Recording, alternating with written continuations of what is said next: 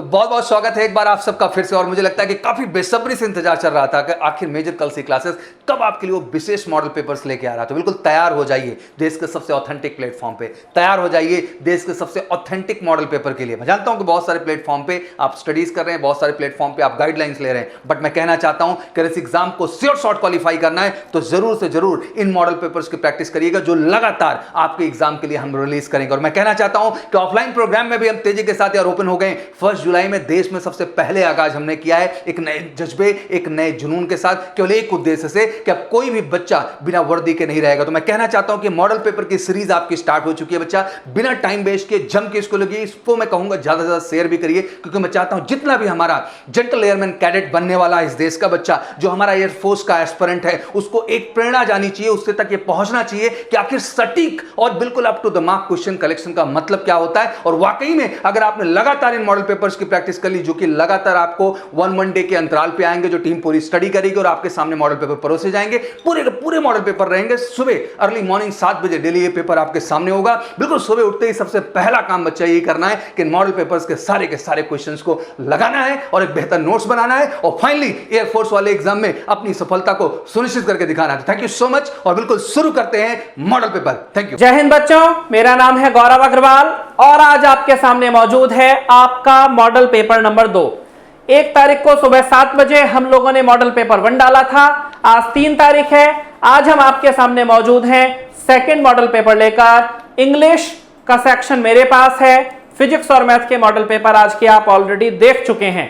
आइए समय वेस्ट किए बिना हम आते हैं इंग्लिश के पेपर पर और पहला सवाल आपके सामने मौजूद है। पहला सवाल बच्चों आपके सामने है फिल इन द ब्लैंक्स का। क्वेश्चन कहता है if I dash the PM of India, काश कि मैं भारत का प्रधानमंत्री होता, माने मैं नरेंद्र मोदी होता, तो उस केस में आप क्या करेंगे? आप सही विकल्प का चुनाव करेंगे और सही विकल्प होगा if I were the PM of India. मतलब यहां पर आप लगा दीजिए were. If I were the PM सही ऑप्शन हो गया आपका D for Delhi. Comment box में कमेंट करके बताइए कितने बच्चों का सही हुआ, जिनका गलत हुआ वो डाउट पूछिए। यह था पहला सवाल। आओ बच्चों दूसरे सवाल पे। I am fond dash speaking English, मैं अंग्रेजी बोलने का डैश हूं, शौकीन हूं। शौकीन की अंग्रेजी होती है फॉन्ड ऑफ, यहां लगेगा fond of. I am fond of speaking English. 2 सवाल, कितने बच्चों के सही हुए रेस्पॉन्स कीजिएगा कमेंट बॉक्स में। तीसरा सवाल, शी डाइड डैश कैंसर। पहले मॉडल पेपर में मैंने बताया था बीमारियों से तड़पने के लिए फ्रॉम लगता है, बीमारियों से मरने के लिए ऑफ लगता है। यहां बीमारी से मर गए तो ऑफ लग गया, शी डाइड ऑफ कैंसर हो गया। चौथा सवाल देखो बच्चों, Indira Gandhi was dash iron lady. Indira Gandhi iron lady थी, तो यहां आयरन लेडी उपाधि के तौर पर लगा है। Indira Gandhi was an iron lady, यहां लगेगा indefinite article an. Indira Gandhi was an iron lady. समझ गए? बोलो हाँ जी। 5वां सवाल, dash life of an Indian soldier is full of perils. Perils मतलब कष्ट। भाई सियाचिन में पोस्टिंग मिल जाती है, कच्छ की कीचड़ में पोस्टिंग मिल जाती है। वैसे भी किसी भी देश की आर्मी के नौजवान सैनिक की जो नौकरी होती है वो बेड ऑफ रोज तो होती नहीं है, सीधी सी बात है। तो लाइफ के पहले यहां लगेगा आर्टिकल द। क्यों लगेगा? क्योंकि यहां लाइफ हो गई हाईलाइटेड, ऑफ एन से सेंटेंस बन गया the life of an Indian soldier. यह था क्वेश्चन नंबर 5। आओ बच्चों क्वेश्चन नंबर 6, स्पॉटिंग एरर के सवाल आपके सामने मौजूद हैं। सवाल पढ़िए कि both Ram as well as Shyam are my best friends. दोनों ही लोग राम और श्याम मेरे बेस्ट फ्रेंड्स हैं। तो यहां पर क्या होगा? एज वेल एज की जगह हम लगाएंगे conjunction and. Both Ram and Shyam are my best friends. छठे का ए फॉर एप्पल हो गया। 7वें सवाल पर ध्यान दो बच्चों। She did nothing but to study English. उसने इंग्लिश पढ़ने के सिवाय कुछ नहीं किया। तो आपको याद रखना है कि नथिंग बट जहां लगा हो, नथिंग बट के बाद हम लोग हमेशा लगाते हैं बेयर इन्फिनेटिव। अब बताओ कमेंट बॉक्स में कितने बच्चों को पता है कि बेयर इन्फिनेटिव क्या होता है। जिन बच्चों को नहीं पता है कमेंट बॉक्स में डाउट भेजें, उनको उनके डाउट का जवाब दे दिया जाएगा। बाकी याद रखो नथिंग बट के बाद बेयर इन्फिनेटिव लगता है तो टू डिलीट हो जाएगा, स्टडी लगेगा, ऑप्शन बी सेट हो जाएगा। 7वें का बी फॉर बॉम्बे जवाब हो गया। 8वें में आओ, देखो बच्चों learning app sorry online test series का ये स्लाइड इस समय आपके सामने है। किसी भी परीक्षा को पास करने की गारंटी लेने के लिए जरूरी होता है परीक्षा से पहले कई बार परीक्षा दे दीजिए, मतलब टेस्ट दीजिए एग्जाम के लेवल का, एग्जाम के हिसाब का। जैसे ये मॉडल पेपर हम आपके लिए लेकर आए हैं उसी तरीके से हमारे टेस्ट सीरीज के ऐप में, हमारी ऑनलाइन टेस्ट सीरीज में आप लोगों को महज 199 रुपए खर्च करके 5000 से ज्यादा सवाल और 5 मॉक टेस्ट मिलते हैं। पूरा फायदा उठाने के लिए ये ऐप डाउनलोड कीजिए और बाकी डिटेल्स हमारे नंबर्स पर लीजिए। तो बच्चों अगले सवाल पर आते हैं। अगला सवाल है वॉइस चेंज करने का, सेंटेंस है डू इट, इंपेरेटिव सेंटेंस है, अफर्मेटिव। ऐसे वाक्यों की पैसिव वॉइस बनाने के लिए उनमें जोड़ दिया जाता है you are ordered to do it. समझ गए? 9वें सवाल पर आइए, नरेशन का सवाल है। उसने मुझसे कहा एन एम्प्टी वेसल, एक खाली बर्तन, मेक्स मच नॉइस, बहुत ज्यादा शोर मचाता है। एक खाली बर्तन बहुत ज्यादा शोर मचाता है। Empty vessel makes much noise. पहला विकल्प देखिए, she said to me then, ये तो देन लगेगा ही नहीं, देन की वजह से ही ऑप्शन गलत। She told me that an empty vessel makes much noise, ये सही हो सकता है। इस बात को लेकर डाउट में मत आइए कि यहां प्रेजेंट इंडेफिनिट है, क्योंकि ये इडियम है और इडियम के टेंस को चेंज नहीं किया जाता। ये भी ऑप्शन गलत होगा क्योंकि इसमें यहां मेड लगाकर पास्ट इंडेफिनिट बना दिया गया है। एन एम्प्टी वेसल, इसमें भी मेड लगा है तो ये भी सही ऑप्शन नहीं होगा। लिहाजा हमारे पास ऑप्शन बच गया बी फॉर बॉम्बे। ये हुआ क्वेश्चन नंबर 9। क्वेश्चन नंबर 10 पर आइए। मिस स्पेल्ट वर्ड आपको बताना है। पहला है 12th, जो आप सब लोग पास किए हैं कक्षा 12 की स्पेलिंग, सही जवाब है। फुलफिल पूरा करना सही है। कमिंग की स्पेलिंग गलत है, डबल एम लगा है। कैरिंग की स्पेलिंग ले जाते हुए सही है। आंसर क्या हो गया? सी हो गया। क्यों हो गया जी? गलत शब्द बताना था, सही थोड़े ना बताना था। सही वाले तो ऑलरेडी सही है। 10 सवाल हो गए। 11वां सवाल देखिए, जील का सिनोनिम आपको बताना है। जील मतलब होता है उत्साह, जोश, जुनून, पैशन। क्या कहा लास्ट में? पैशन। यही सही जवाब है। 11वें का हो गया बी फॉर बॉम्बे। अपैथी का मतलब नोट कीजिए, उदासीनता। इंडिफरेंस का मतलब अपैथी का पर्यायवाची है। डल का मतलब वैसे ही उदासीन, बेकार। यह हुआ सवाल नंबर 11। आओ बच्चों सवाल नंबर 12। ऑब्स्ट्रक्ट का एंटोनिम बताना है। ऑब्स्ट्रक्ट का मतलब होता है बाधा डालना, हैम्पर करना, इंटरप्ट करना, ये सब इसके मतलब होते हैं। फैसिलिटेट करना, पुरस्कार देना हो जाएगा, उससे कोई मतलब नहीं। इंपीड मतलब स्पीड बढ़ाना, यही सही जवाब होगा। 12वें का C4 चंडीगढ़ होगा। जहां आप लोगों को लगे पहले आपको सवाल सोचने की जरूरत है, वहीं वीडियो को पॉज कीजिए, पहले सोचिए, तब मेरा सॉल्यूशन देखिए। उसके बाद बच्चों एट लार्ज का मीनिंग आपको बताना है। एट लार्ज का मतलब होता है सामान्य तौर पर, आम तौर पर, इन जनरल। तो सही जवाब होगा बी फॉर बॉम्बे। बाकी तीनों शब्द बेहद आसान हैं, आप समझ ही सकते हैं।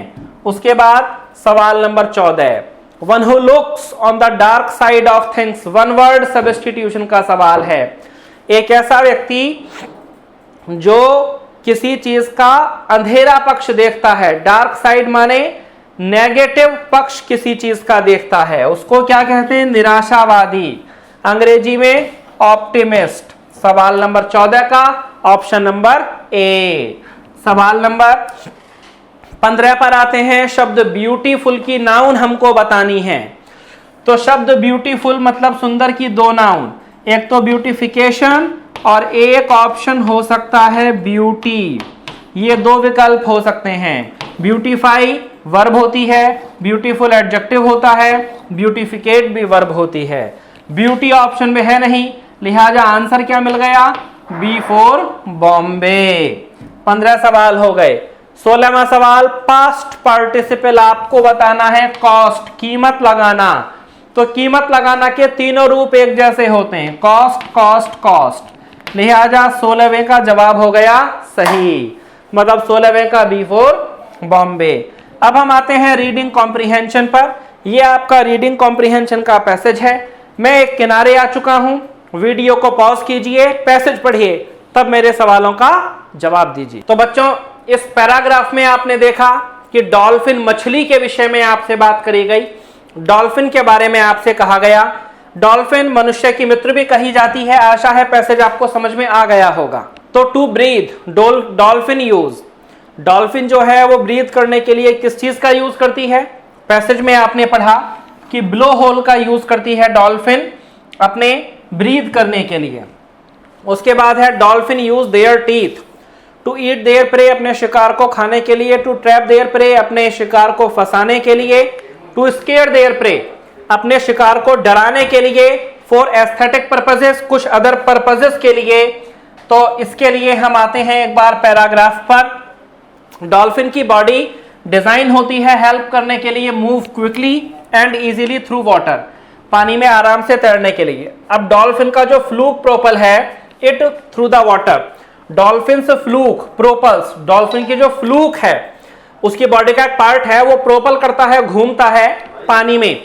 ऑन इट्स बैक, उसकी कमर पर is a curved dorsal to end on each side of the dolphin. उसकी संरचना के बारे में बताया गया कि उसका पेक्टोरियल फिन क्या होता है, बम्प जो होता है डॉल्फिन का, उसका जो हेड होता है उसको नाम उसका रखा जाता है मेलोन, और ये दे ट्रैप करते हैं there pray using their teeth. यहां मिल गया हमको हमारे दूसरे सवाल का जवाब। लिहाजा सवाल पर आइए, और सवाल है अपने दांतों का क्या इस्तेमाल करते हैं? टू ट्रैप देयर प्रे, यही सवाल था जिसका जवाब हम खोज रहे थे। सेकंड लास्ट क्वेश्चन पर आइए।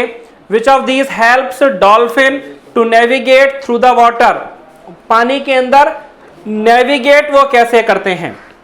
नेविगेट करने के लिए फिर से आप आ जाइए पैराग्राफ पर, ढूंढिए इसमें नेविगेट क्या है। भाई यहां तो डॉल्फिन कम्युनिकेट करते हैं, type of sonar to detect where objects are around them, this is called echolocation. Echolocation उनकी काम करती है जब डॉल्फिन बाउंस करती है हाई पिच की साउंड पर किसी ऑब्जेक्ट पर और सुनती है उसकी इको को। Very useful to find and navigate, navigate आपको मिल गया। नेविगेट करने के लिए डॉल्फिन हाई फ्रीक्वेंसी की साउंड को डालती है ऑब्जेक्ट पर और उसको वापस सुनती है। तो dolphin use a type of sonar to detect where objects are around them, this is called echolocation. ये अपनी इकोलोकेशन का इस्तेमाल करते हैं नेविगेट करने के लिए। क्वेश्चन पर अगर आ जाएं तो इकोलोकेशन हमको यहां से मिल गया। ये हो गया हमारे 19वें सवाल का जवाब। अब आइए 20वें सवाल पर। डॉल्फिन इकोलोकेशन का इस्तेमाल करते हैं नेविगेट करने के लिए। 19वां और 20वां सवाल तो एक जैसे हो गए। तो बच्चों आज के लिए इतना काफी है इंग्लिश में। अभी इंग्लिश के बाद आप लोगों को रागा वाला सेक्शन पूरा मिलेगा। मैं मिलूंगा आपसे अगले मॉडल पेपर में। गुड डे, जय हिंद। जय हिंद। मैं ऑल द बेस्ट स्टूडेंट, मेरे सभी प्यारे बच्चों, आप सभी लोगों का मेजर तुलसी प्रयागराज में हार्दिक स्वागत है। तो मैं हूं उमेश पांडे और मैं आप सभी लोगों के लिए मॉडल पेपर 2 में अर्थमेटिक का सेक्शन लेकर के आया हूं। यहाँ पर 10 क्वेश्चन बहुत इंपॉर्टेंट लेके आए हैं, क्योंकि जैसा कि आप जानते हैं आपका एग्जाम बैक टू बैक लगा ही है, 12 जुलाई से स्टार्ट है बहुत सारे बच्चों ने कहा कि सर ऐसा मॉक टेस्ट बनाइए, ऐसा क्वेश्चन बनाइए जो कि टू द पॉइंट एग्जाम हो, एग्जाम के हो और नए क्वेश्चंस हो कुछ। तो बच्चों मैं बिल्कुल नए क्वेश्चंस लेकर के आया हूँ जो कि एग्जाम में पूछे जाने की ज्यादा संभावना है। देखिए जो प्रीवियस ईयर क्वेश्चन यानी कि जो बहुत रिपीटेड क्वेश्चन है वह तो आप बहुत ज्यादा प्रैक्टिस कर चुके हैं, बट अगर उसमें से कुछ नए क्वेश्चंस आएंगे तो मैं उन्हीं को कोशिश किया हूं कि कुछ ऐसे क्वेश्चन का कलेक्शन बनाए आपके लिए जो कि नए क्वेश्चंस एग्जाम में अगर आए जिन्हें आप अक्सर पहली बार देखते हैं तो छोड़ देते हैं या फिर आपको नहीं आता है। तो ऐसे क्वेश्चंस का कलेक्शन मैं आपके लिए लेकर के आया हूं। वीडियो को छोड़िएगा मत, स्किप मत करिएगा, बहुत इंपॉर्टेंट सेशन होने वाला है और इस वीडियो में मात्र 10 क्वेश्चन से जो अर्थमेटिक का है आप बहुत कुछ सीखने वाले हैं। तो चलिए स्टार्ट करते हैं।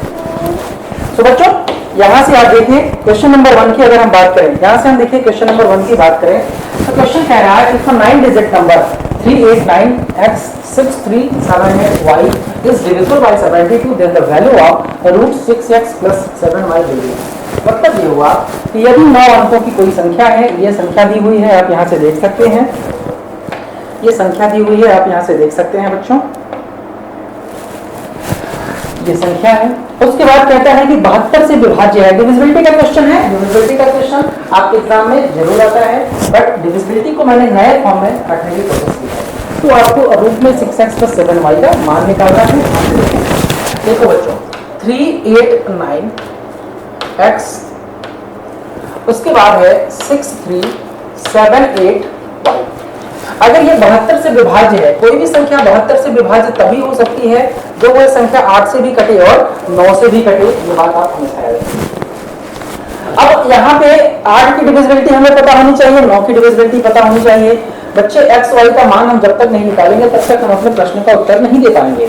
और हम यहाँ पे 9 की डिविजिबिलिटी चेक करने से पहले हम 8 की डिविजिबिलिटी चेक करेंगे तो y का मान हमें आसानी से पता चलेगा, और जब y का मान पता चल जाएगा तो 9 की डिविजिबिलिटी लगा करके x का मान निकालेंगे। तो 8 की डिविजिबिलिटी क्या होती है मैं आपको एक बार रिवाइज कर दे रहा हूँ। कोई भी संख्या 8 से तभी विभाजित होगी जब उस संख्या के इकाई, दहाई और सैकड़े का अंक सम्मिलित रूप से, कंबाइंड रूप से 8 से डिवाइड हो, जैसे कि 7 8y। अगर ये 8 से डिवाइड होगा तो पूरी संख्या 8 से जरूर डिवाइड होगी। 8 9 में 72, यहाँ पे 6 आएगा और ये y। बेटे ध्यान दो, अब यहाँ पे y की वैल्यू हम क्या रख दें कि जो भी संख्या ये बने वो 8 से विभाजित हो जाए। तो आप कहेंगे सर 4 रख दीजिए, क्योंकि 4 के अलावा अगर y का कोई भी मान हम रखेंगे तो ये 7 8 और y कभी भी विभाजित नहीं होगा। तो अर्थात आप यहाँ पे 4 रखेंगे, 8 8 64, आप 8 64 हो जाएगा। तो y का मान बेटे क्या आ गया? 4 आ गया। मेरे प्यारे बच्चों y का मान आपका 4 आया। ये y ये x ये 8 की डिविजिबिलिटी के हिसाब से आया। 8 की डिविजिबिलिटी अगर हमें नहीं पता रहेगी तो हम कभी भी यहाँ पे y का मान नहीं निकाल पाएंगे।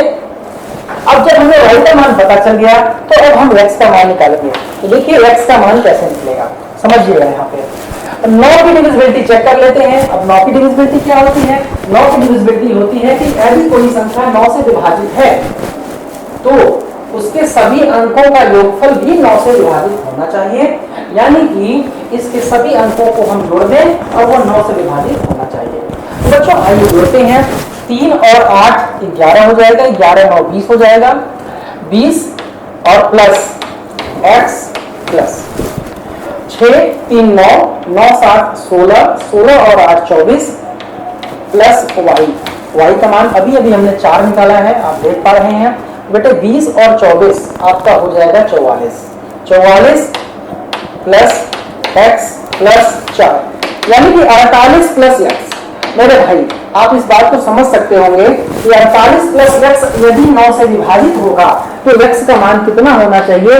x का मान होना चाहिए बच्चे 8। 48 और 8 हो जाएगा, x का मान होना चाहिए 6 में रख दूंगा तब भी हो जाएगा। x का मान होना चाहिए 6। 48 और 6 54 होगा, 54 9 से पूर्णतः विभाजित होगा, यानी कि x का मान आपने निकाल लिया कितना? 6। अब आपको मान निकालना है रूट में 6x प्लस 7y। मेरे प्यारे बच्चों ध्यान से देखो, रूट में 6 का गुणा 6 से कर दीजिए प्लस 7 का गुणा 4 से कर दीजिए। ये हो जाएगा 36 और प्लस 28। बच्चों 36 और प्लस 28 होता है रूट में 64, और रूट में 64 का मान होगा 8। इस तरह से आपका क्वेश्चन हुआ, आपका आंसर हुआ बी। देखो ये सब क्वेश्चंस क्या है ना, बहुत इंपॉर्टेंट क्वेश्चंस हैं और जब भी क्वेश्चन अगर टफ बनाने की कोशिश करेगा, ये नए ट्रेंड के क्वेश्चन है बेटे। ये नए ट्रेंड के क्वेश्चंस को अगर आप लगाना सीख जाएंगे, लगा करके जाएंगे, तो एग्जाम में अगर कोई भी ऐसा क्वेश्चन आपको आए मिले जो कि थोड़ा अलग होगा, तो वो यही से होगा। आइए हम बात करते हैं नेक्स्ट प्रश्न की। आज मैं उम्मीद करता हूं कि आप सभी लोग इस प्रश्न को समझ गए होंगे। तो बच्चों हम बात करेंगे क्वेश्चन नंबर 2 की।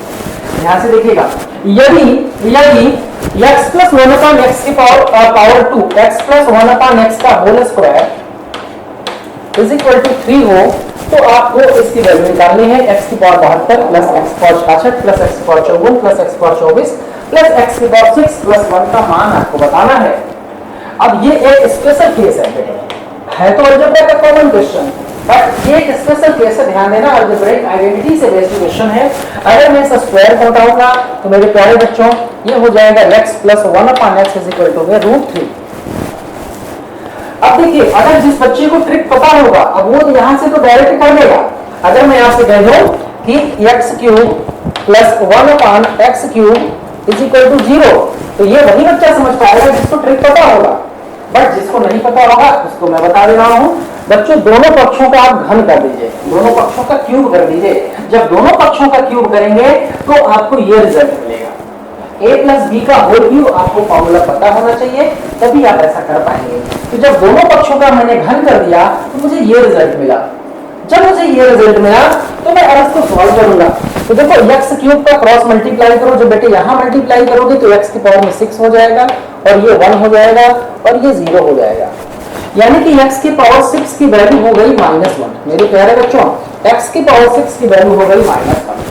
जब x की पावर 6 की वैल्यू -1 हो गई तो यहां से हम क्वेश्चन को सॉल्व करेंगे। तो इसको हम x की पावर 6 में बनाने की कोशिश करेंगे। x की पावर 6 के पावर में 12, इसका मान होगा x की पावर 72 प्लस x की पावर 6 के पावर में 11 प्लस x की पावर में 6 के पावर में 9 प्लस x के पावर में 6 के पावर में 4 प्लस x के पावर 6 प्लस 1। बच्चों जब यहाँ -1 हम रखेंगे तो -1 के पावर में 12, -1 के पावर में 12 प्लस -1 के पावर में 11 प्लस -1 के पावर में 9। मेरे बच्चों ध्यान से समझना, -1 के पावर में 4 और प्लस यहाँ पे -1 और प्लस 1। जरा इसको लिखो, -1 के पावर में इवन नंबर यानी सम संख्या है, बेटे ये +1 हो जाएगा। उसके बाद -1 के पावर में विषम संख्या है तो ये -1 होगा, प्लस अब ये -1 के पावर में विषम संख्या है तो -1 होगा। यहाँ पे -1 के पावर में सम संख्या है तो ये +1 होगा और ये -1 और ये +1 होगा, -1 और ये +1 होगा। सबसे बढ़िया बात यह है कि जब हम इसे सॉल्व करेंगे तो पूरी तरह से ये करके 0 हो जाएगा और आपका उत्तर A आ जाएगा। बच्चों आपने समझा होगा कि इस प्रश्न को कितनी आसानी से सॉल्व किया गया। यदि आपको इसी तरह के अप्रोच को देखना है, रखना है, तो बच्चों कम से कम ध्यान दीजिएगा, जितने भी वीडियोस आपके आएंगे मॉडल पेपर के, एक भी मिस मत करिएगा। मेरी पूरी कोशिश है कि एग्जाम से पहले तक मैं काफी डिफरेंट क्वेश्चंस आप तक लेके आऊं, जिससे कि आपके अंदर एक अलग कॉन्फिडेंस आए और एग्जाम से पहले कुछ आपको नया मिल सके, है ना। चलिए तो हम बात करते हैं अब अगले क्वेश्चन की। तो नेक्स्ट क्वेश्चन यहां से आप देखिए, यदि दो संख्याओं का योग 55 है, ध्यान से देखना, यदि दो संख्याओं का योग 55 है तथा उनका लॉसम व मौसम क्रमशः 5 और 120 है, तो इनके व्युत्क्रमों का योग बराबर होगा। इनके व्युत्क्रमों का योग बराबर होगा।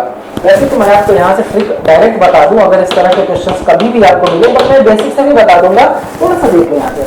यानी कि जब इनके व्युत्क्रमों का योग पूछा जाए तो ध्यान दीजिएगा बच्चों, संख्याओं का योग डिवाइडेड बाई लॉसम गुणे मौसम, लॉसम गुणे में मौसम। ठीक है।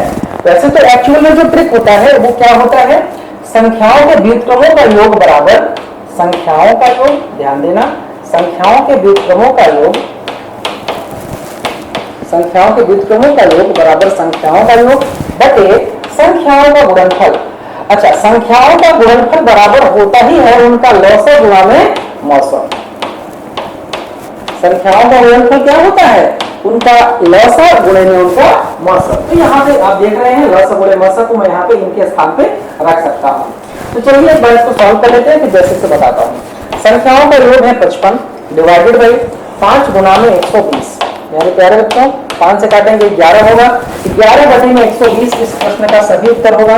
अगर आपको ये ट्रिक्स पता है तो आप जल्दी से क्वेश्चन कर सकते हैं, वरना थोड़ा सा कैलकुलेशन बढ़ाने की जरूरत है। और देखो कैसे होगा, जब संख्याओं का योग यानी कि अगर संख्या हम दो, देखो कभी भी अगर आपको किसी भी प्रश्न में मौसा और लसा से रिलेटेड क्वेश्चन आए और जिसमें मौसा ज्ञात हो, तो हमेशा संख्या अगर आपको मानने की जरूरत पड़े, एज्यूम करने की जरूरत पड़े, लेट करने की जरूरत पड़े, तो बेटे हमेशा उसको आप ax और bx के रूप में संख्या को माना करिए, बहुत आसान हो जाएगा सवाल। ax और bx जब हम संख्या को मानेंगे तो इन दोनों में एक चीज मुझे कॉमन दिख रही है x, जो कि यहाँ पे इन संख्याओं का HCF होगा और HCF यहाँ पे कितना है बच्चे 5 है, यानी संख्या हमारी हो जाएगी 5a और 5b, हमारी ये संख्या हो गई। अब अगर ये दोनों संख्याएं हैं तो इनका LCM निकालेंगे, तो 5 गुणा में a गुणा में b, मेरे प्यारे दोस्तों यही होगा LCM इसका, यही होगा। अब अगर मुझे संख्या के व्युत्क्रमों का योगफल निकालना है तो संख्या अगर हमारी 5a और 5b है तो 1 बटा में 5a लिखेंगे और प्लस 1 बटा में 5b लिखेंगे। बोलो यही करेंगे। इसको सॉल्व करने के लिए हम लोग यहाँ पे क्या करेंगे, 5a इंटू 5b करेंगे। और जब हम इसे सॉल्व करेंगे, एलसीएम हमने ले लिया, जब हम इसे सॉल्व करेंगे ओवरऑल हम एलसीएम लेने की क्या फालतू में यहाँ पे टाइम वेस्ट करें, सीधे हम क्रॉस मल्टीप्लाई कर दें। क्रॉस मल्टीप्लाई कर दें तो ये 5b और ये हो जाएगा 5a divide by 5a multiply by 5b। भिन्न है, बहुत आसानी से आप इसे सॉल्व कर सकते हैं। 5b प्लस 5a संख्याओं का योगफल है। संख्याओं का योगफल बच्चों दिया है 55 divide by 5a into 5b, यानी अगर ये पहला वाला हम 5 इंटू a इंटू b, देखो हम पहला वाला 5 को अगर हम लिखें यहाँ पे मल्टीप्लाई, उसके बाद हम यहाँ से लिखो a इंटू 5 इंटू b, तो a इंटू 5 इंटू b क्या है बच्चे, एलसीएम है। एलसीएम दिया है 120। अब देखिए वही ट्रिक, जो ट्रिक हमने आपको बताया वही आया, तो आपका आंसर होगा 11 बटे में 120। मेरे सभी प्यारे बच्चों, मैं उम्मीद करता हूँ कि इस प्रश्न को बहुत अच्छे से आप समझे होंगे। देखो बहुत सारी चीजें ऐसी होती हैं जो कि हमें, जैसे कि आज के पेपर में जो भी आपको इंपॉर्टेंट पॉइंट मिल रहा है बेटे लिखते जाओ, नोट डाउन करते जाओ, ये एग्जाम में आपके बहुत हेल्पफुल साबित होंगे, है ना। तो अपने नॉलेज को इनहेंस करने के लिए, अपनी डिक्शनरी में कुछ नई चीजें ऐड करने के लिए आपको प्रॉपर नोट्स बनाना जरूरी है, मुझे लगता है इस मॉडल पेपर से। चलिए बच्चों हम बात करते हैं नेक्स्ट क्वेश्चन की। तो क्वेश्चन नंबर 4 है, कहता है कि यदि एक बेलन की ऊंचाई में 35% की वृद्धि की जाए और त्रिज्या में 10% की कमी और वृद्धि की जाए तो बेलन के वक्र पृष्ठीय क्षेत्रफल में कितने प्रतिशत की वृद्धि होगी। सक्सेसिव परसेंटेज चेंज का कॉन्सेप्ट प्रतिशत का है ये, जिसे हम क्रमागत प्रतिशत परिवर्तन का भी कॉन्सेप्ट बोलते हैं। ध्यान से समझिएगा। सक्सेसिव परसेंटेज कॉन्सेप्ट में आप XY फॉर्मूला पढ़े होंगे, plus minus x plus minus y और प्लस माइनस XY अपॉन 100। जो बच्चे ना पढ़े हो जाएंगे। अब यहाँ पर x की वैल्यू दिया हुआ है 35%, वृद्धि है तो हम प्लस समझेंगे। y की वैल्यू है 10%, यहाँ भी वृद्धि है तो इसे भी प्लस समझेंगे। असल में जो इनका वक्र पृष्ठीय क्षेत्रफल होता है 2 पाई RH होता है, और 2 पाई RH यानी वक्र पृष्ठीय क्षेत्रफल में जो प्रतिशत परिवर्तन होगा वो केवल और केवल r इंटू h पर ही डिपेंड करेगा बेटे, न तो पाई की वैल्यू बदलेगी और न ही 2 की वैल्यू बदलेगी। r और h के मल्टीप्लाई पर कभी भी किसी भी संख्या, कभी भी किसी भी वस्तु का या किसी का भी अगर प्रतिशत परिवर्तन दो संख्याओं के मल्टीप्लाई पर डिपेंड करे, दो वेरिएबल्स के मल्टीप्लाई प्रोडक्ट पर डिपेंड करे, तो जान लेना सक्सेसिव परसेंटेज चेंज होगा। या तीन प्रोडक्ट के मल्टीप्लाई पर डिपेंड करे, यानी कि मोर देन वन अगर जो है संख्याओं के मल्टीप्लाई पर या वेरिएबल्स के मल्टीप्लाई पर डिपेंड करे, तो जान लेना सक्सेसिव परसेंटेज चेंज होता है वहां पे। तो जो r इंटू h यहाँ पे डिपेंड कर रहा है इसके वक्र पृष्ठीय क्षेत्रफल को चेंज करने के लिए, तो हम यहाँ पे यही वाला ट्रिक लगाएंगे। इसको आप एकदम याद कर लीजिए, बहुत इंपॉर्टेंट है। तो चलो देखते हैं। तो x की वैल्यू हम यहाँ पे लिखेंगे 35 प्लस y की वैल्यू लिखेंगे बच्चों 10 प्लस, अब यहाँ पे देखिए 35 और 10 का गुणा कर देंगे, क्योंकि दोनों प्लस है, 35 भी प्लस है 10 भी प्लस है, तो प्लस प्लस का गुणा प्लस ही होगा, इसलिए मैंने यहाँ पे प्लस लिखा। डिवाइड बाई 100, 0 से 0 कैंसिल। जब ये वाला 0 हटाओगे तो बेटे यहाँ पे डेसिमल लग जाएगा, इस बात का ध्यान देना। अब ओवरऑल आप इसे सॉल्व करोगे 35 और 10 43, 43 और 3 48, 48.5% की वृद्धि होगी, प्लस आया है इसलिए वृद्धि होगी, माइनस होता तो कमी हो जाती, सी ऑप्शन आपका करेक्ट उत्तर क्या होगा बच्चे? क्लियर है, समझ आ रहा है? ठीक है, तो चलिए हम आगे बढ़ते हैं।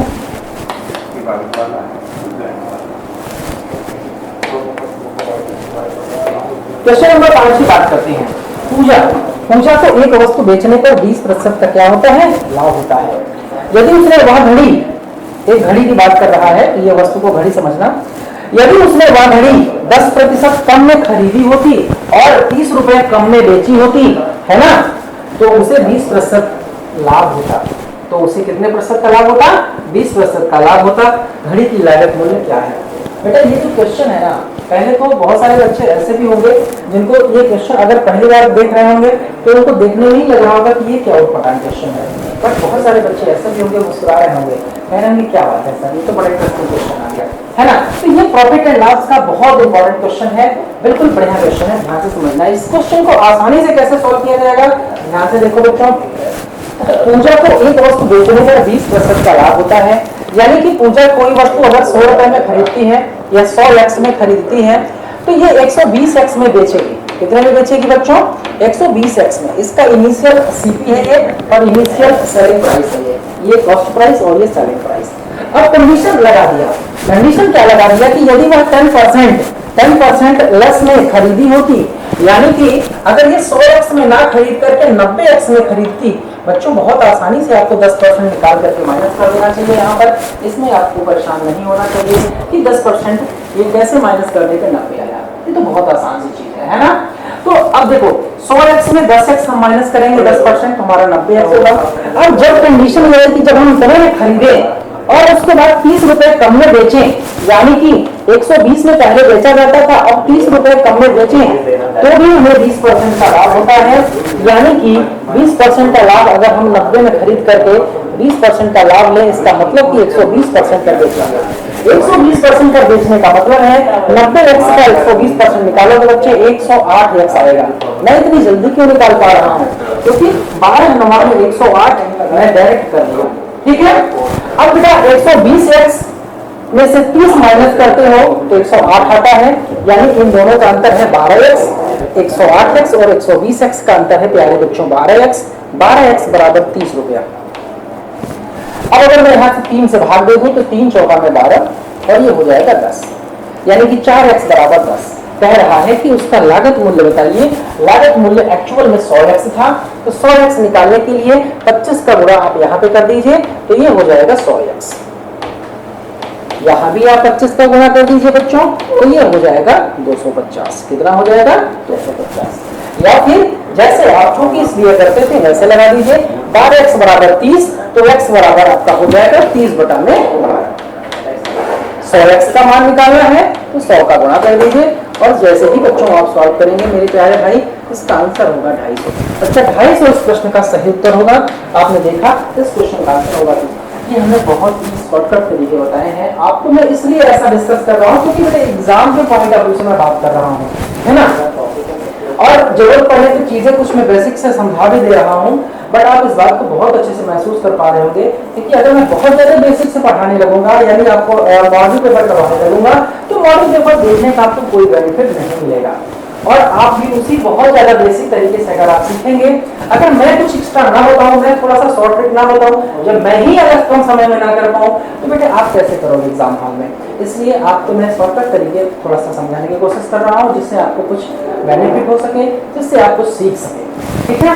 तो चलिए हम बात करते हैं अगले प्रश्न की।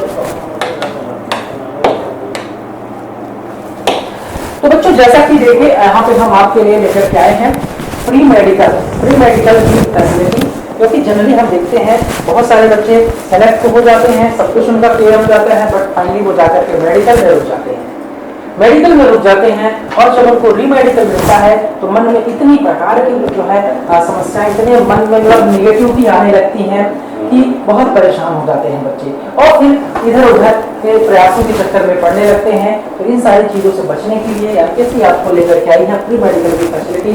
जो कि बहुत ही मिनिमम चार्ज 500 पर ऑनलाइन कंसल्टेंसी की भी सुविधा प्रोवाइड करा रही है। अगर आप ऑनलाइन कंसल्टेंसी लेते हैं तो 500 रुपए आपको जो है ऑनलाइन चार्ज देना पड़ेगा, और अगर आप वही चीज दोबारा जब ऑफलाइन के लिए आप आते हैं हमारे यहाँ प्री मेडिकल के लिए, तो ये जो 500 रुपए है ये रिफंडेबल है, ये आपको वापस कर दिया जाता है। ठीक है, तो चलिए जल्दी से आप, अगर जो बच्चे इसमें इंटरेस्टेड हो, जिनको प्री मेडिकल का चाहिए, वो अपॉइंटमेंट ले सकते हैं। अपॉइंटमेंट के लिए नीचे नंबर्स पड़े हुए हैं, आप इस पर कॉल कर सकते हैं। ये देखिए आपको नंबर यहाँ पर दिए हुए हैं। ठीक है बच्चों, चलिए तो आइए बच्चों हम बात करते हैं क्वेश्चन नंबर 6 की, है ना। तो क्वेश्चन नंबर 6 में आप देखेंगे, यदि क्वेश्चन कह रहा है यदि 7 वर्ष 8 महीनों में साधारण ब्याज, यदि 7 वर्ष 8 माह में साधारण ब्याज की दर से एक निश्चित राशि स्वयं से दुगनी हो जाएगी तो वार्षिक ब्याज पर क्या होगी, मतलब कि कितना प्रतिशत वार्षिक ब्याज होगी। जरा समझिए इस प्रश्न को। यहाँ पे जो है हम इस प्रश्न को आपको बेसिक से तो बता ही देते, लेकिन पहले आप ट्रिकी अप्रोच देखिए, कॉन्सेप्चुअल परसेंटेज से चीजों को अगर सॉल्व करना सीख जाओगे आप CISI के प्रश्नों को, तो बेटे बहुत ही आसानी से आप प्रश्न सॉल्व कर सकते हैं। ध्यान देना, हमेशा मूलधन 100% होता है। इस प्रकार के प्रश्नों में साधारण ब्याज हो या चक्रवृद्धि ब्याज हो,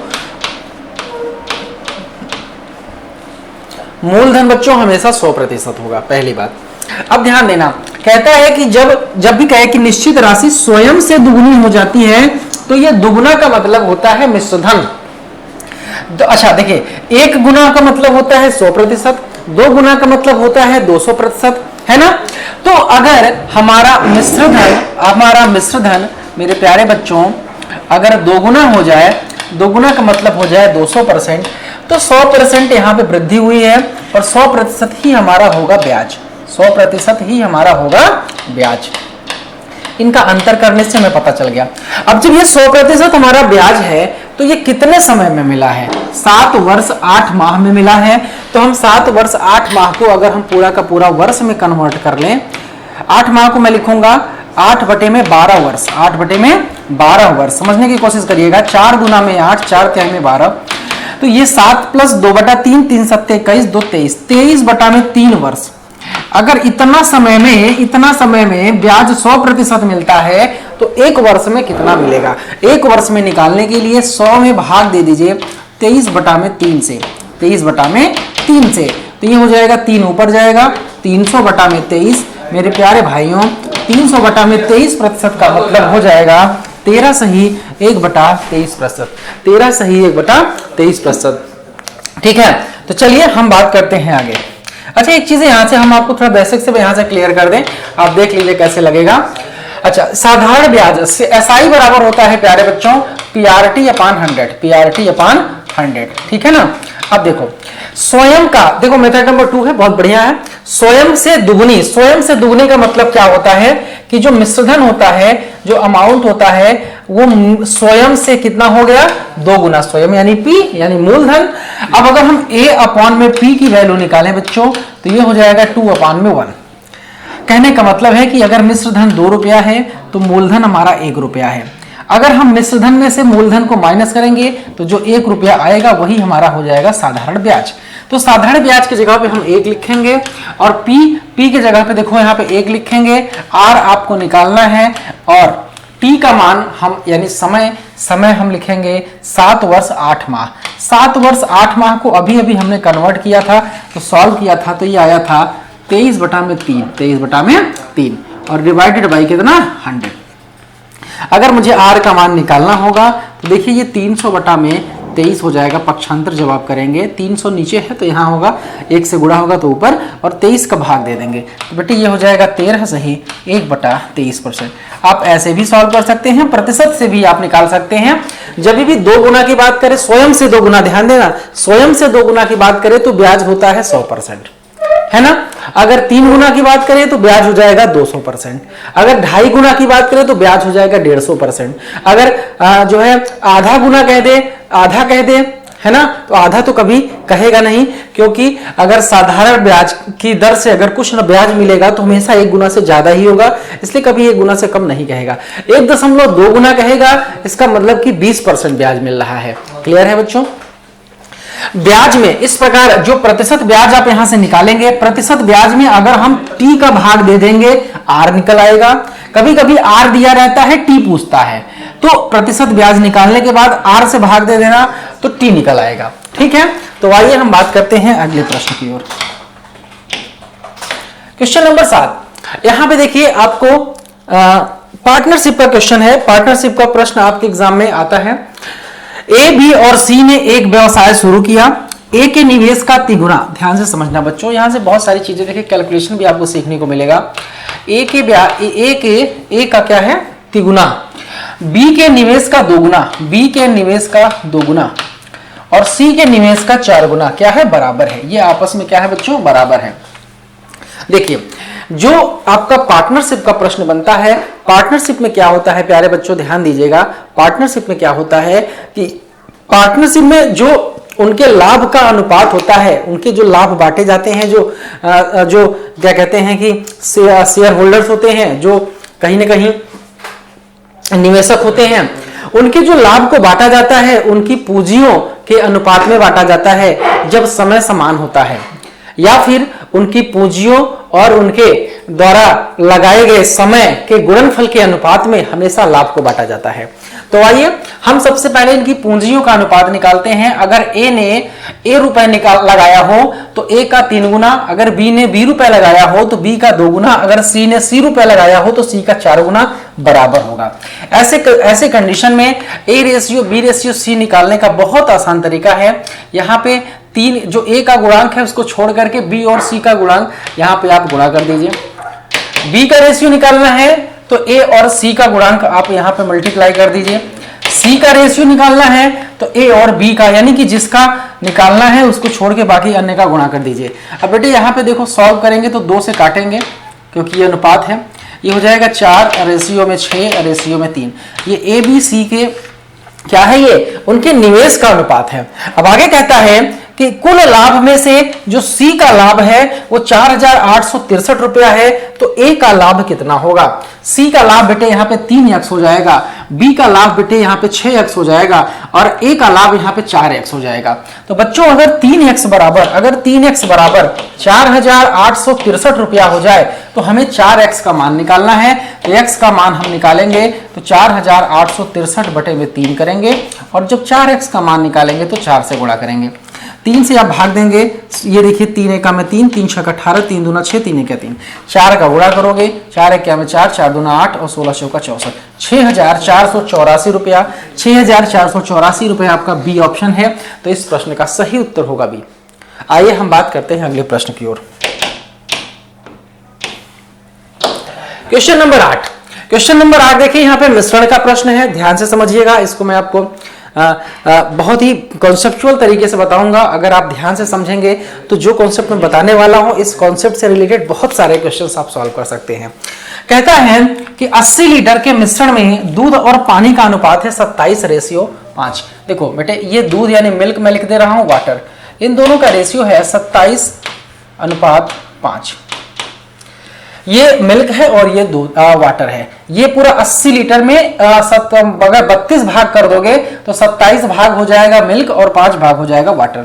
लेकिन कहता है कि कितना और अधिक पानी इसमें मिलाया जाए कि मिश्रण में दूध और पानी का अनुपात हो जाए 3:1, यानी कि 3:1 इनको बनाना है, लेकिन मिलाना है पानी। मिलाना क्या है, पानी।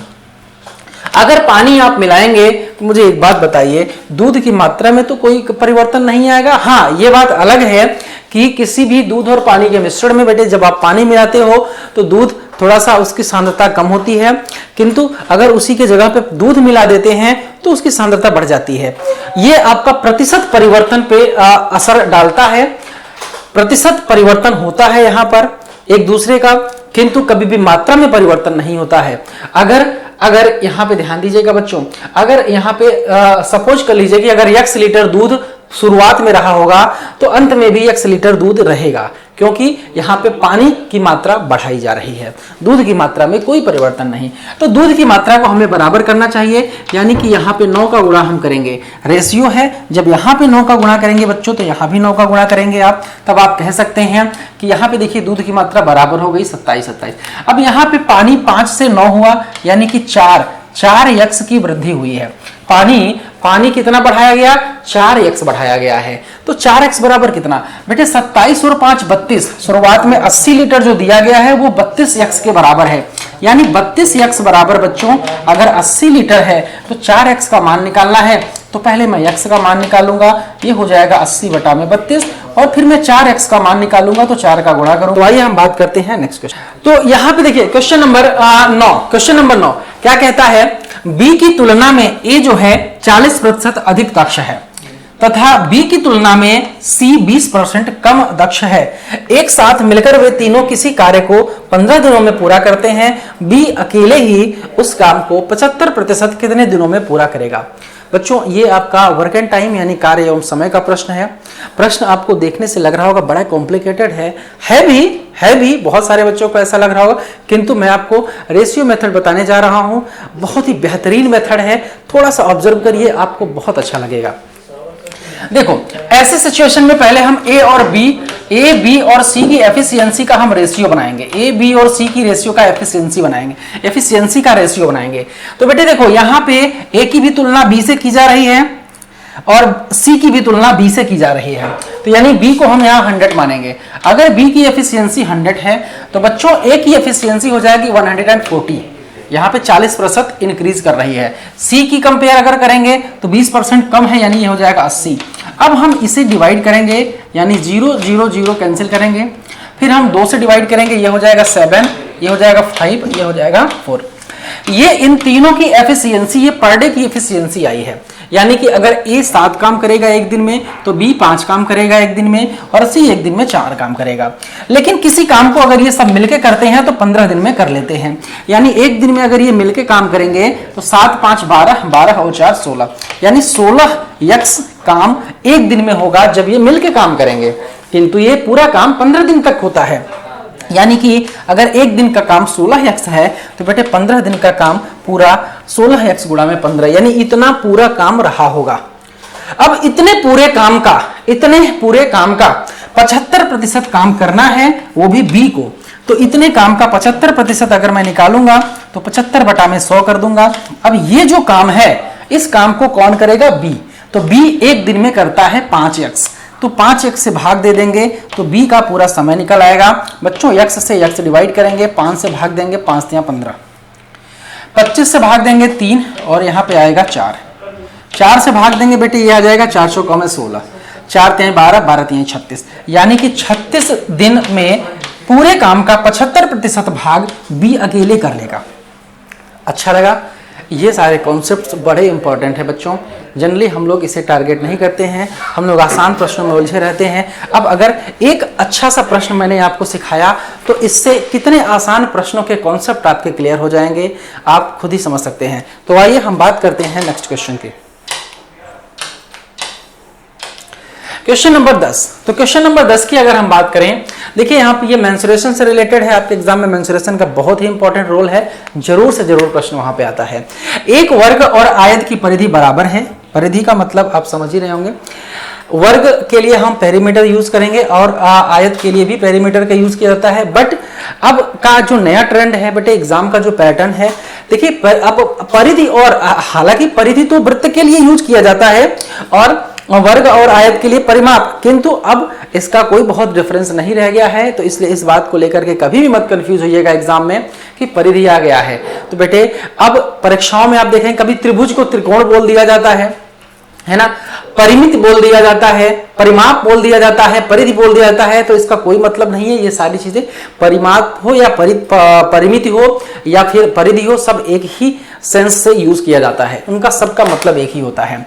अब अगर इनका इनका अगर परिधि या परिमाप अगर बराबर है तो इनके क्षेत्रफलों में रिलेशनशिप पूछ रहा है। यदि वर्ग का क्षेत्रफल a और आयत का क्षेत्रफल b हो जाए तो इनका कह रहा है कि क्या रिलेशनशिप होगा। बच्चे एक बात हमेशा याद रखना, ये मैक्सिमा मिनिमा से भी रिलेट कर रहा है। मैं थोड़ा सा कॉन्सेप्ट इसका बताना चाहूंगा, हालांकि डायरेक्ट आंसर भी याद करने लायक है ये सब, बट मैं थोड़ा कॉन्सेप्ट समझा करके आपको सिखाना चाहता हूं। देखो ध्यान से समझो। जैसे कि अगर मैं बात करूं मैं बात करूं किसी भी दो संख्याओं के मल्टीप्लाई का, बेटे a इंटू बी, सपोज कर लीजिए a की वैल्यू अगर मैं ले लूं 4 और b की वैल्यू भी मैं ले लूं, सॉरी, अगर मैं बात करूं a की वैल्यू, हाँ सही कह रहे, a की वैल्यू अगर हम ले लें 4 ले लें और b की वैल्यू बेटे अगर हम मान लीजिए b की वैल्यू भी 4 ले लें, तो ये वैल्यू हमारा आएगा 16, है ना। देखो यहाँ पे a is equal to B मैं ले रहा हूँ, ध्यान समझिएगा, मैं जो आपको बताना चाह रहा हूँ ध्यान समझिएगा। ये 16 आया, ठीक है, यहाँ पे ध्यान दीजिएगा 16 आया। परिधि, और सुनो यहाँ पे जो परिधि की बात करता है, जब किसी भी, जैसे कि कोई भी दो संख्या है, देखिए यहाँ पे 16 आया ना, अगर कोई भी दो संख्या अगर बराबर हो, सपोज कर लीजिए, मैं रुकी थोड़ा सा और अच्छे से डिफाइन करता हूँ, आपको यहाँ पे क्लियर नहीं हो पा रहा होगा आप लोगों को, ध्यान से देखिए। अगर a इज इक्वल टू, मान लीजिए बेटे मैंने लिया 4, है ना, b इज इक्वल टू मान लीजिए हमने ले लिया 8, ठीक है, ले लिया 8। अब अगर इन दोनों को मैं जोड़ दूं, a प्लस बी बराबर हो जाए 12, ध्यान देना, a प्लस बी बराबर हो जाए 12। अगर हमें यहाँ पे a इंटू बी का मैक्सिमम मान निकालना है, अधिकतम सर्वाधिक, जो कि एरिया का काम करने जा रहा है, ध्यान से देखना, तो बेटे हमेशा आपको a is equal to B रखना ही पड़ेगा, कुल मिला के आप ऐसे समझो मेरे प्यारे बच्चों कि वर्ग में दोनों भुजाएं बराबर होती हैं। जब आप क्षेत्रफल निकालते हैं तो a इंटू ए करते हैं, लेकिन आयत का क्षेत्रफल निकालने के लिए l इंटू बी करना पड़ता है, लंबाई और चौड़ाई अलग अलग होती है। तो जब a और a बराबर होगा तो उस कंडीशन में आपको मैक्सिमम एरिया मिलेगा, यानी वर्ग का क्षेत्रफल हमेशा बराबर अधिक होगा आयत के क्षेत्रफल में, ऐसे सिचुएशन में जब परिधि क्या हो, बराबर हो, यानी कि आपको मिलेगा a is greater than b। इसी से रिलेटेड मैं आपको कुछ और बातें बता दे रहा हूं, जैसे अगर मान लीजिए, इसको हटा दे रहा हूं बच्चों, अगर मान लीजिए वर्ग हो जाए, है ना, वर्ग हो जाए, आयत हो जाए, चलिए ये तो आपने सीख ही लिया, मैं कुछ दूसरा बताता हूं इससे रिलेटेड। जैसे मान लीजिए आयत हो जाए, खटभुज हो जाए, है ना, खष्टभुज हो जाए बच्चों, खष्टभुज आप समझ रहे होंगे 6 भुजा होती है, और मान लीजिए वृत्त हो जाए, ये 3 चीजें हो जाए, 3 चीजें। अब अगर इनका अगर परिमाप बराबर हो, तो इनमें से इनके एरिया यानी क्षेत्रफल में कैसे रिलेशनशिप होंगे, तो ध्यान देना, अगर जिसमें ज्यादा भुजाएं होंगी उसका क्षेत्रफल ज्यादा होगा, जिसकी भुजा कम होगी उसका क्षेत्रफल कम होगा। यानी कि वृत्त में तो इनफाइनाइट भुजाएं होती हैं, क्योंकि वो हर एंगल पे टर्निंग पॉइंट लेता है, यानी कि सबसे ज्यादा एरिया सी होगा, यानी कि अगर इसका एरिया मैं सी मान लूं, सर्कल है, इसका एरिया मैं जो है h ले लूं, और इसका एरिया बेटे अगर मैं r ले लूं, तो ध्यान देना c is greater than h is greater than r। इस प्रकार के प्रश्न आपके एग्जाम में पूछ सकते हैं और बहुत ज्यादा इंपॉर्टेंट क्वेश्चन है ये, ठीक है। तो आज के लिए यहीं पे, आगे आप जो है इसको कंटिन्यू करिए। थैंक यू सो मच, जय हिंद, जय भारत। हेलो बच्चों, जय हिंद। प्यारे बच्चों, आप सभी का स्वागत है मेजर खलसी क्लासेस के ऑफिशियल यूट्यूब चैनल पे। बच्चों आज हम लोग लाए हैं मॉडल पेपर सेकंड, जहां हम बात करेंगे रीजनिंग के 15 सवालों की, और ये सारे क्वेश्चंस आपके एग्जाम में हो सकते हैं बच्चों, बहुत ही बेहतरीन क्वेश्चंस हैं। तो बच्चों बिना देर किए हुए चलेंगे क्वेश्चंस की तरफ। जैसे अगर हम बात करें बच्चों आज के पहले क्वेश्चन पे, तो बच्चों एक क्वेश्चन हम लोग का कोई डिकोडिंग का है, और आपको बता दें बच्चों, अगर कोई डिकोडिंग के क्वेश्चंस को आपको कम टाइम में करना है तो फर्स्ट ऑफ ऑल आपको बच्चों ए से लेकर जेड तक जितने भी हमारे अल्फाबेट होते हैं सबका प्लेस वैल्यू याद होना चाहिए, और याद है तो अच्छी बात है, और नहीं याद है बच्चों तो याद कर लीजिएगा। देखो बच्चों यहाँ पर लिखा है लक्ष्य शॉप, और इसका आपको जो कोड दिया गया है लक्ष्य शॉप का बच्चों, यहाँ पर आपको कितना दिया गया है, लक्ष्य शॉप का बच्चों आपको दिया गया है यहाँ पर 108, ठीक है, 108 दिया गया है। तो बच्चों एक बात ध्यान देना, नंबर बहुत ही ज्यादा बड़ा नहीं है, ऐसा नंबर है कि ऐसा लग रहा है कि यार इनको अगर हम ऐड करेंगे तो लगभग इसके अप्रॉक्स में हम पहुंच सकते हैं, या खुद ए हो सकता है। तो बच्चों एक बात ध्यान देना, ये बहुत छोटा नंबर है, बहुत बड़ा नंबर आ जा रहा है, तो वहां पर हम मल्टीप्लाई के बारे में सोचेंगे, कुछ और सोचेंगे, लेकिन लग रहा है कि यार इनके डिजिट को अगर हम जोड़ेंगे, क्योंकि इनका प्लेस वैल्यू ज्यादा होता है, आप सभी को पता है 24 होगा, 24 होगा, 21 होगा, 19 होगा, तो बच्चों हो सकता है कि हम 108 के पास पहुंच जाए। तो हमें एडिंग पे ही सोचना चाहिए। अगर नंबर बहुत छोटा है तो हम माइनस के बारे में, 4 का माइनस या कुछ और भी जो नंबर है उनमें बहुत सारे तरीके लगते हैं, कुछ और तरीके के बारे में सोच सकते थे, लेकिन क्वेश्चन का जो हमें डिजिट दिया गया है कुछ ऐसा दिया गया है कि इनका अगर हम सम निकालेंगे टोटल जो भी हमारे अल्फाबेट दिया गया है, हम शायद अप्रॉक्स में 108 के पास पहुंच सकें। तो बच्चों हम इनका सम निकालते हैं। जैसे हम सभी को पता है एल की बात करेंगे तो इसका वैल्यू होता है प्लेस वैल्यू बच्चों 12, वहीं यू की बात करेंगे 21, और बच्चों बात करेंगे अगर हम यक्स का तो 24 होता है, और बात करेंगे यस का तो 19 होता है, और फिर बात करेंगे बच्चों ओ का 15 और ए का 1 होता है, और वैसे पी का 16 होता है। अब बच्चों अगर हम सारे जो भी हमारे यहाँ पर अंक दिए गए हैं, डिजिट दिए गए, इनको अगर हम ऐड करेंगे तो देखते हैं कितना आता है। बच्चों देखो 12 है और 21 है और 24 है, 24 और 12 जोड़ेंगे 36 हो जाएगा, 36 में 1 जोड़ेंगे 37, और 37 में 20 जोड़ेंगे 37, 47, 57, और 57 में बच्चों अगर हम 19 जोड़ेंगे तो हम 20 जोड़ देते हैं 57, 67, 77, और उसमें एक लेस कर देते हैं 76 हो जाएगा। 76 में बच्चों अगर हम 15 जोड़ेंगे तो 76 में अगर हम 15 जोड़ेंगे बच्चों तो सिंपल सी बात है 76, 81, 81, 91, और 91 में बच्चों अगर हम एक और जोड़ेंगे तो 92 हो जाएगा, और 92 में अगर 6 जोड़ेंगे तो 98 हो जाएगा, और 98 में 10 जोड़ेंगे तो बच्चों 108 हो जाएगा। तो बच्चों आप जितने भी नंबर है ना सबको साथ में लेके चल सकते हैं, या आप जैसे बेसिकली जोड़ते हैं 2 हुआ, 1 हुआ, 3 हुआ, कैसे भी जोड़ेंगे बच्चों 108 आना ही है। अभी हम लोगों ने ऐड कर ही लिया है, तो आप बच्चों जब इसे ऐड करेंगे ना तो 108 आएगा। मतलब जो भी हमें दिए गए हैं अल्फाबेट इनको बस जोड़ना है, जोड़ के जो नंबर आ जाएगा वही इनका आंसर हो रहा है। तो सेम बच्चों वही वर्क करना है कॉर्नफ्लेक्स में भी, हमें इनके जो प्लेस वैल्यू है उनको जोड़ लेना है, जो भी आएगा हमारा आंसर हो जाएगा। जैसे बच्चों अगर हम यहीं पर बात कर लें, इसका 3 होता है, इसका 15, 15 और 3 कितना हो गया बच्चों 18, और 18 आर का भी होता है 36 हो गया, 36 और 14 अगर बच्चों जोड़ेंगे तो 40 और 10 50 हो गया, 50 में बच्चों अगर हम 6 जोड़ेंगे 56 हो जाएगा, 56 में 12 जोड़ेंगे तो 56 2 58 10 68 हो जाएगा, 68 में 5 जोड़ेंगे बच्चों तो 68 5 73 हो जाएगा, 73 में 24 जोड़ेंगे तो 73 4 कितना हो गया बच्चों 77 हो गया, और 77 में 20 जोड़ेंगे 97 हो जाएगा। ये हम लोग का आंसर हो जाएगा। तो बच्चों डायरेक्टली ऐसे भी जोड़ सकते हैं, अदरवाइज आप लिख लीजिएगा 3 हो गया, 15 हो गया, 18 हो गया, और बच्चों फिर 14 हो गया, ठीक है, फिर 6 हो गया हम लोग का, और बच्चों फिर हम लोग का कितना है 12 है, और फिर 5 है, फिर बच्चों 24 है। अगर इन्हें हम ऐड करेंगे तो ओवरऑल हमें कितना मिल जा रहा है 97, जो कि हम लोग का आंसर होगा। आई होप कि बच्चों आप लोगों को क्लियर हो गया होगा ये फर्स्ट क्वेश्चन। बच्चों अभी हम लोग का दूसरा क्वेश्चन है जो कि बहुत ही बेहतरीन क्वेश्चन है। अगर आप देख रहे हैं बच्चों वीडियो तो मैं यही कहूंगा आप वीडियो को रोको, यहाँ पर स्टॉप करो और फिर इस क्वेश्चन को पहले सॉल्व करो और देखो आपका सही हो रहा है कि नहीं हो रहा है, और सही हो रहा है बच्चों आप मुझे कमेंट करके बताइएगा। बच्चों कभी कभी जब हम लोग पढ़ते हैं ना तो लगता है यार चीजें आसान है, या आप पेपर देके आते हैं कोई और पेपर आपको दिखता है 2-4 क्वेश्चन को आ जाता है तो लगता है यार बड़ा आसान है, तो लेकिन जब वही एग्जाम देते हैं बच्चों वहां पर अच्छा नहीं हो पाता, उतना बेहतर नहीं हो पाता है। तो क्वेश्चन कभी आसान नहीं होते हैं, जब आप इसे पढ़ोगे करोगे तो आपको वर्ड सारे सुने हुए लग रहे हैं, लेकिन जब इनको हम बोलेंगे सीक्वेंस से लगाओ ना बच्चों तो वहां थोड़ी सी प्रॉब्लम्स आ सकती है। बच्चों समझिएगा क्वेश्चन को हम लोग कैसे सॉल्व करेंगे। जैसे सम्मेलन है, पंजीकरण है, भाग लेना है, निमंत्रण है, प्रतिनिधि मंडल है। तो बच्चों कोई काम करने से पहले हम क्या करते हैं, एक निर्णय लेते हैं कि यार हमें ये काम करना है। जैसे हमने एक निर्णय लिया कि हमें सम्मेलन कराना है। अब बच्चों अगर हमें सम्मेलन कराना है तो जो सबसे पहला वर्क होगा वो तो हमने एक निर्णय ले लिया कि हमें सम्मेलन कराना है। जब तक सम्मेलन नहीं आएगा तब तक कोई चीज नहीं होगा, बिकॉज मेन फोकस तो हमारे सम्मेलन पे है। तो हमने निर्णय लिया कि हमें सम्मेलन कराना है। अब बच्चों अगर हमें सम्मेलन कराना है तो सबसे पहले हमें क्या कराना होगा, रजिस्ट्रेशन कराना होगा, पंजीकरण कराना होगा। तो हम जाके उसका पंजीकरण कराए। हमने निर्णय लिया कि भाई हमें सम्मेलन कराना है तो हमने जाके उसका रजिस्ट्रेशन करवाया, यानी पंजीकरण करवाया। जब पंजीकरण भी हो गया बच्चों तो हमने क्या किया, लोगों को इनवाइट करना शुरू कर दिया कि भाई हम सम्मेलन करा रहे हैं, और हमने रजिस्टर्ड भी करा लिया है। तो हमने क्या करना शुरू कर दिया, लोगों को निमंत्रण देना शुरू किया, लोगों को इन्वाइट करना शुरू कर दिया।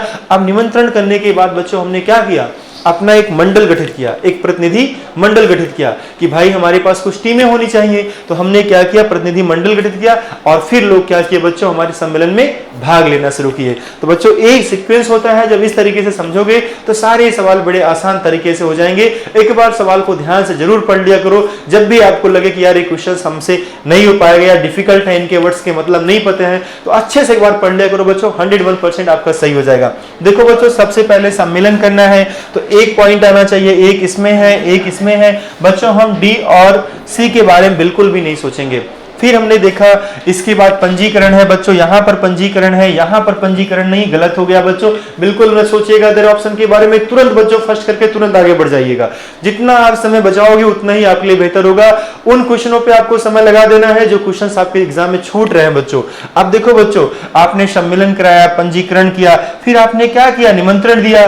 फिर बच्चों आप निमंत्रण देने के बाद क्या हुआ, एक प्रतिनिधि मंडल आपने गठित किया, फिर लोग ने भाग लिया। तो बच्चों इस तरीके से हम लोग का क्या हो जाएगा, ए ऑप्शन सही हो जाएगा। बच्चों अगला क्वेश्चन देखेंगे, ए हमारा डायरेक्शन का है बच्चों, और डायरेक्शन को पढ़ने से पहले हमें दिशाओं का नॉलेज होना बहुत जरूरी है। जब तक हमें दिशा के बारे में नहीं पता होगा, जब तक हमें दायां और बायां नहीं पता होगा, तब तक आप दिशा परीक्षण के सवाल कैसे लगा पाएंगे, नहीं लगा पाएंगे। आपको सबसे पहले बच्चों दिशा के बारे में पता होना चाहिए, और आपका दायां क्या होता है, आपका बायां क्या होता है, ये भी आपको पता होना चाहिए। जैसे देखो बच्चों, अगर हम दिशाओं की बात करेंगे तो हम सभी को पता है नॉर्थ है यानी उत्तर है, और इसकी बात करेंगे तो बच्चों ये साउथ है यानी दक्षिण है, और बच्चों ये ईस्ट है यानी पूर्व है, और ये बच्चों वेस्ट है यानी पश्चिम है। ये हमारी दिशाएं होती हैं। सिंपल सा फंडा है बच्चों, अगर हम यहाँ इनके बीच में होंगे तो हम लोग का पश्चिमोत्तर हो जाएगा यानी नॉर्थ वेस्ट हो जाएगा, और यहाँ की अगर बच्चों बात करेंगे यहाँ पर तो ये हम लोग का क्या हो जाएगा, उत्तर और पूर्व हो जाएगा। सेम बच्चों अगर हम यहाँ की बात करेंगे तो हमारा साउथ ईस्ट हो जाएगा, ठीक है, दक्षिण पूर्व हो जाएगा, और यहाँ की बात करेंगे तो बच्चों क्या हो जाएगा, दक्षिण और पश्चिम हो जाएगा। ऐसा ही होता है, ये हमारा कॉमन है। अब बच्चों यहाँ पर दायां बायां का इसलिए जिक्र नहीं करेंगे क्योंकि सवाल में इसकी बात ही नहीं हो रही है, तो क्वेश्चन को सॉल्व कर लेते हैं। बाय द वे एक बात ध्यान देना, जिधर घड़ी की सुई चलती बच्चों हमेशा राइट होता है, एंटी क्लॉकवाइज होता है हम लोग का बायां होता है, क्लॉकवाइज हमारा हमेशा राइट होता है, एंटी क्लॉकवाइज हमारा लेफ्ट होता है। अब देखो बच्चों यहाँ पर क्या कह रहा है सवाल में, बेसिकली हम इस क्वेश्चन को यहाँ पर कर ले रहे हैं। आई होप कि आपको दिख रहा होगा अच्छे से। देखिएगा बच्चों, कह रहा है उत्तर को उत्तर पश्चिम कहा जाए। आप सभी को पता है इसको हम लोग उत्तर कहते हैं, लेकिन यहाँ पर अपने क्वेश्चन में क्या कहेंगे इसे बच्चों हम लोग उत्तर पश्चिम कहेंगे, यानी इस डायरेक्शन को हम लोग कहेंगे नॉर्थ वेस्ट, ठीक है, उत्तर पश्चिम कहेंगे। उत्तर पश्चिम को पश्चिम कहा जाए बच्चों, हम लोग का उत्तर पश्चिम कौन सी दिशा होती है, ए दिशा होती है। इस दिशा को हम लोग क्या कहेंगे, इस दिशा को हम लोग पश्चिम कहेंगे। ऐसा हमारे क्वेश्चन में कहा जा रहा है कि उत्तर पश्चिम को पश्चिम कहा जाए। बच्चों आगे सवाल अगर हम नहीं भी पढ़ेंगे तो एक बात तो कंफर्म हो गया, भाई अगर ये पश्चिम है तो ये पूर्व होगा, ये कंफर्म हो गया बच्चों। और एक बात ध्यान देना बच्चों, ये पूर्व है तो पक्का उत्तर होगा। हम सवाल नहीं पढ़ रहे हैं लेकिन सीक्वेंस पता है, क्योंकि उत्तर के बाद ही पूर्व होता है बच्चों। तो यहाँ पर उत्तर होगा तो इस तरीके, वहां उत्तर होगा तो यहाँ दक्षिण अपने आप हो जाएगा। हालांकि पढ़ लेते हैं सवाल। देखो बच्चों क्या लिखा है, पश्चिम को दक्षिण पश्चिम, जो बच्चों हम लोग का ये पश्चिम है ना, इसको हम लोग क्या कहेंगे, इसको हम लोग दक्षिण पश्चिम कहेंगे। जब बच्चों इसे हम दक्षिण पश्चिम कहेंगे तो देखो ना वही सीक्वेंस हुआ बच्चों, से ये पूर्व था तो ये जो इधर दिशा हो जाएगी ये हमारी क्या हो जाएगी, उत्तर हो जाएगी, और ये दिशा क्या हो जाएगी, हमारी दक्षिण हो जाएगी। क्लियर बच्चों। अब एक बात ध्यान देना बच्चों, ये दक्षिण हो गया, ये हमारा उत्तर हो गया, और अगर ये हमारा उत्तर है तो ये जो दिशा है बच्चों क्या हो जाएगा, उत्तर पूर्व हो जाएगा, यानी पूर्वोत्तर हो जाएगा। वैसे ही बच्चों अगर हम इस दिशा की बात करेंगे दक्षिण पूर्व हो जाएगा। आई होप कि पूरा क्वेश्चन आपको क्लियर हो गया होगा। यानी कहने का मतलब बच्चों अगर थोड़ा सा ध्यान दो ना, थोड़ा सा भी ध्यान दो तो कर क्या रहे हैं इस सवाल में, आखिर कर क्या रहे हैं। अगर थोड़ा सा ध्यान दे बच्चों तो जो ये हमारा एक्चुअली में फिगर होता है रियल में, इसी को हम 45 डिग्री रोटेट कर रहे हैं, सिर्फ 45 डिग्री। जब इसे आप 45 डिग्री ऐसे रोटेट करोगे बच्चों तो ये आपका साउथ हो जाएगा, ये आपका क्या हो जाएगा, सॉरी बच्चों, ये आपका नॉर्थ हो जाएगा, उत्तर हो जाएगा।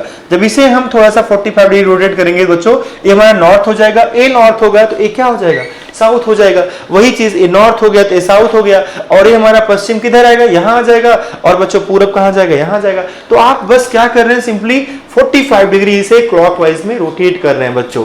कोई नहीं, देखते हैं पूछा क्या है हमसे पूछा है दक्षिण पूरब को क्या कहा जाएगा। तो बच्चों बेसिकली दक्षिण पूर्व तो हम लोग का यही होता है, जो हम लोग का दक्षिण पूर्व होता है वो अभी क्या है बच्चों, वो अभी पूर्व है। तो हम लोग का आंसर क्या हो जाएगा, ईस्ट हो जाएगा, यानी पूर्व हो जाएगा। आई होप कि बच्चों क्वेश्चन आपने क्लियर कर लिया होगा और अच्छे से समझ में भी आ गया होगा कैसे करना है। तो बच्चों जब भी ऐसे क्वेश्चंस आए डरना नहीं है, आराम से करना है। आप सारे क्वेश्चंस कर सकते हैं, एग्जाम में एक भी क्वेश्चन मत छोड़ना, इस बात का खास तौर पर ध्यान रखना बच्चों।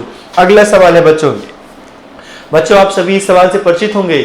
आप सभी को पता है श्रृंखला का सवाल कितना इंपॉर्टेंट होता है, जितने भी एग्जाम्स होते हैं लगभग एक सवाल आ जाता है। और बच्चों आप लोग क्या करते हैं, आप में से मैक्सिमम बच्चे क्या करते हैं, चारों ऑप्शन रख के टिक चेक करते हैं कि यार देखते हैं किस ऑप्शन पे सीरीज बनती है। और बच्चों जहां हमारा सवाल 10 सेकंड का है वहीं सवाल पे हमारा 1 मिनट लग जाता है। तो बच्चों ऐसा करना सही रहेगा क्या? नहीं सही रहेगा। हमें इस क्वेश्चन को कुछ अलग तरीके से सीखना है कि हम इनको कैसे कम टाइम में कर पाए। तो बच्चों कहीं भी देखना जहां नंबर्स ज्यादा लिखे हों, जहां पर अल्फाबेट ज्यादा हो, तो हमने यहां देखा, गौर किया तो हमने देखा यार यहां तो नंबर बहुत बड़े सीरीज है। और बच्चों यही चीज मैंने देखा यहां भी है, तो एक बात तो कंफर्म हो गया, कुछ ऐसी ही सीरीज बनेगी, कुछ ऐसे ही सीरीज बनेगी। हाँ, कुछ इसमें एक्स्ट्रा पॉइंट्स ऐड जरूर हो सकते हैं, लेकिन सीरीज जो बनेगी कुछ ऐसी ही बनेगी।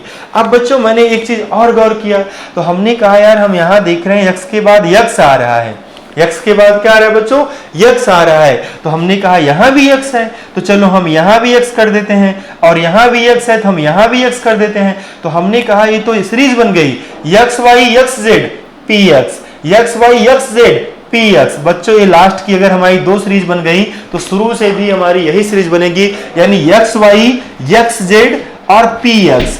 तो बच्चों सीरीज क्या बनी, X Y X Z P X.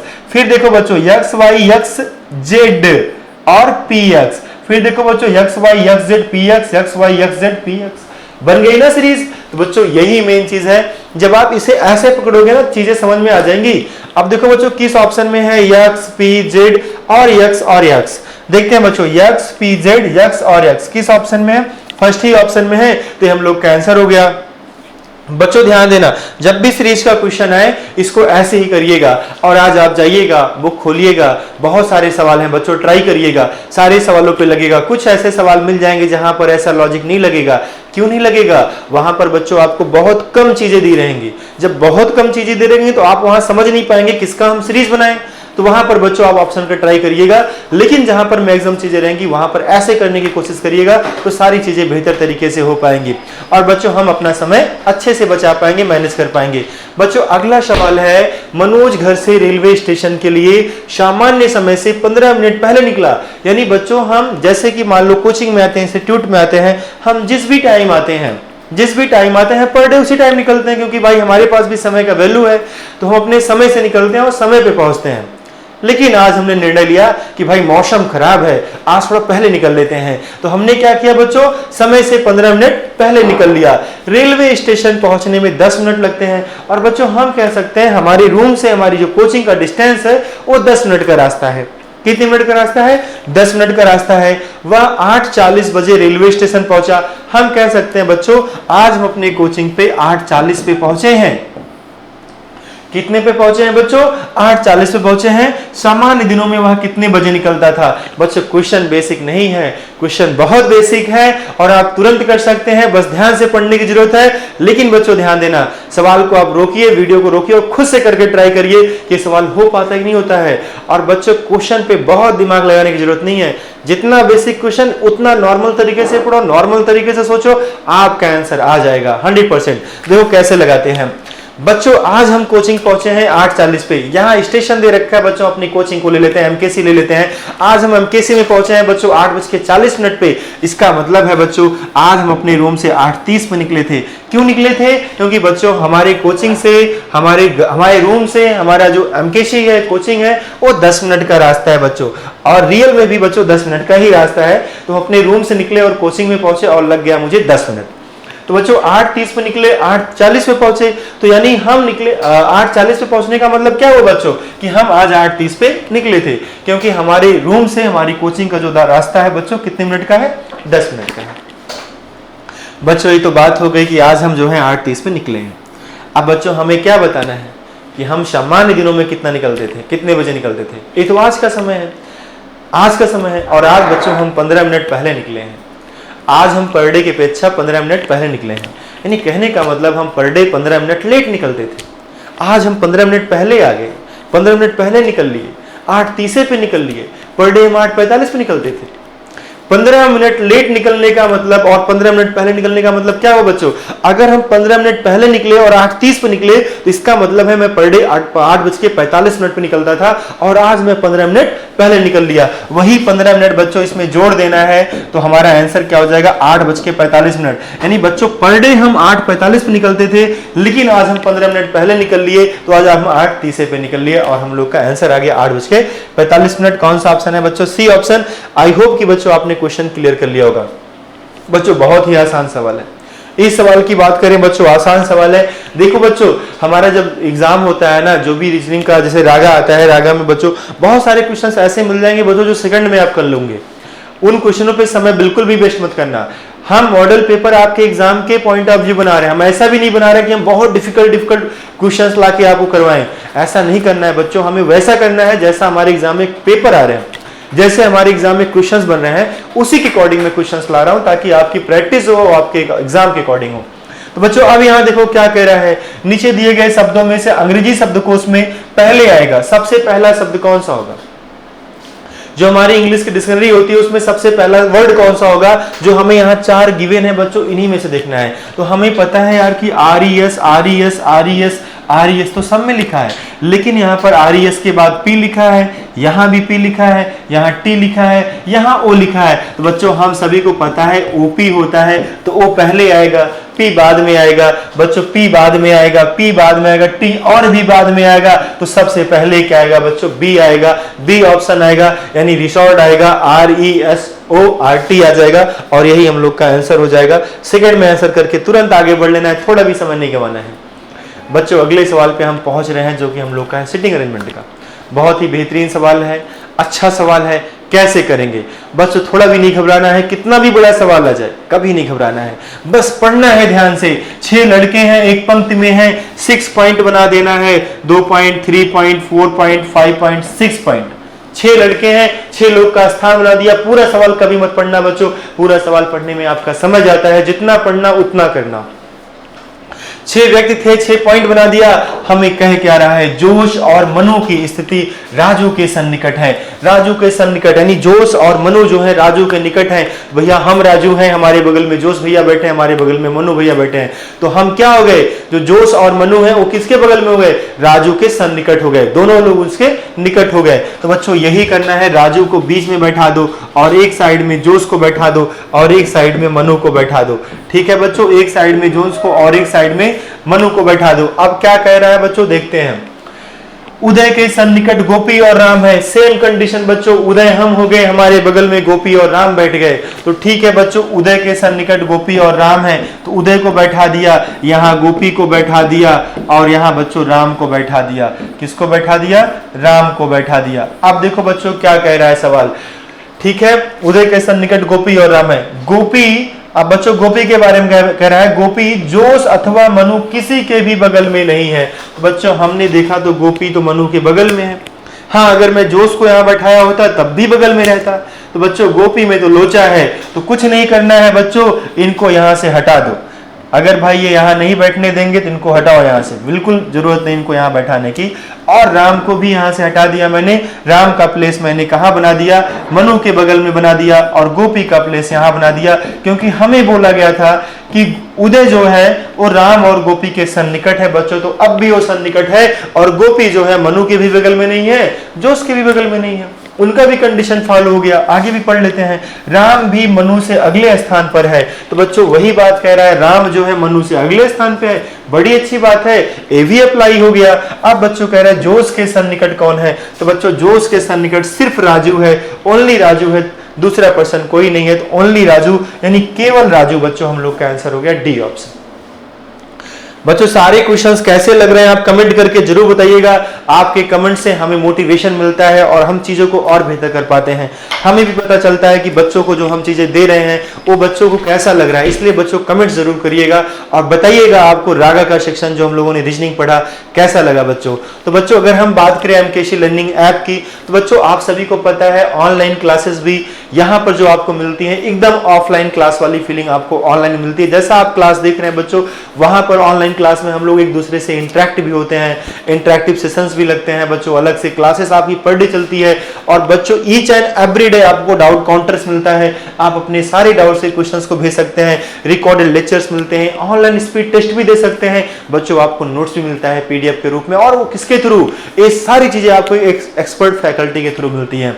तो बच्चों कहीं ना कहीं डिफेंस के क्षेत्र में एमकेसी लर्निंग ऐप आपके लिए one of the best app हो सकता है, इसलिए इस ऐप को आज ही आप लोग डाउनलोड करें। और बच्चों आपको बता दें सबसे अच्छी बात तो यह है कि अभी आपको 25% डिस्काउंट का ऑफर भी चल रहा है, तो ये आपके लिए बहुत फायदेमंद बात है बच्चों। तो आप सभी यहां से जुड़ सकते हैं और अपनी तैयारी को बेहतर बना सकते हैं। बच्चों अगला सवाल है, पुलिस और अपराध में वही संबंध है जो डॉक्टर और इसमें है।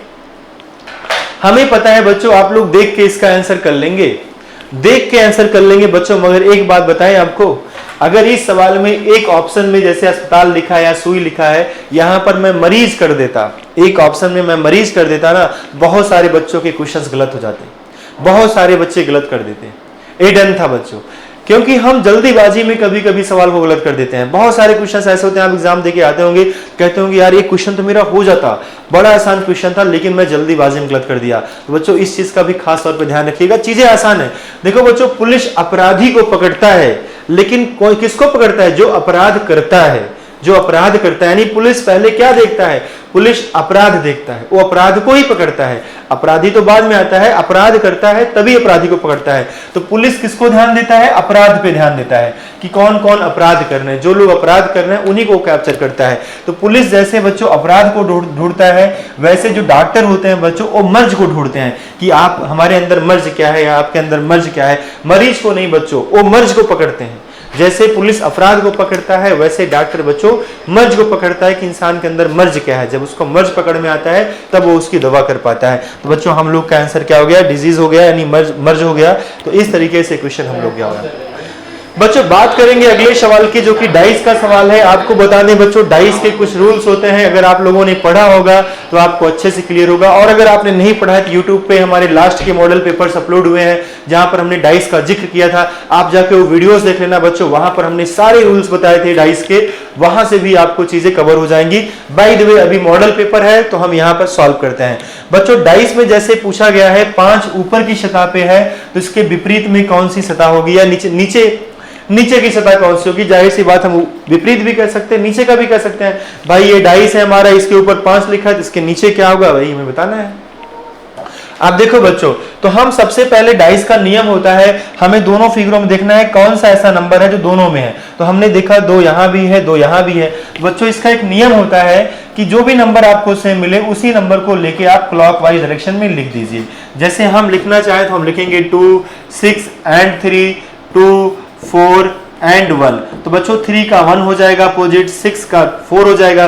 तो बच्चों 2 का कौन होगा? जो नंबर हमें नहीं दिख रहा है, क्योंकि डाइस में तो 5 ही नंबर होते हैं, 6 सॉरी बच्चों डाइस में तो 6 ही नंबर होते हैं। तो बच्चों डाइस में जब 6 नंबर होते हैं तो जो नंबर हमें नहीं दिख रहा है भाई इसका आंसर हो जाएगा।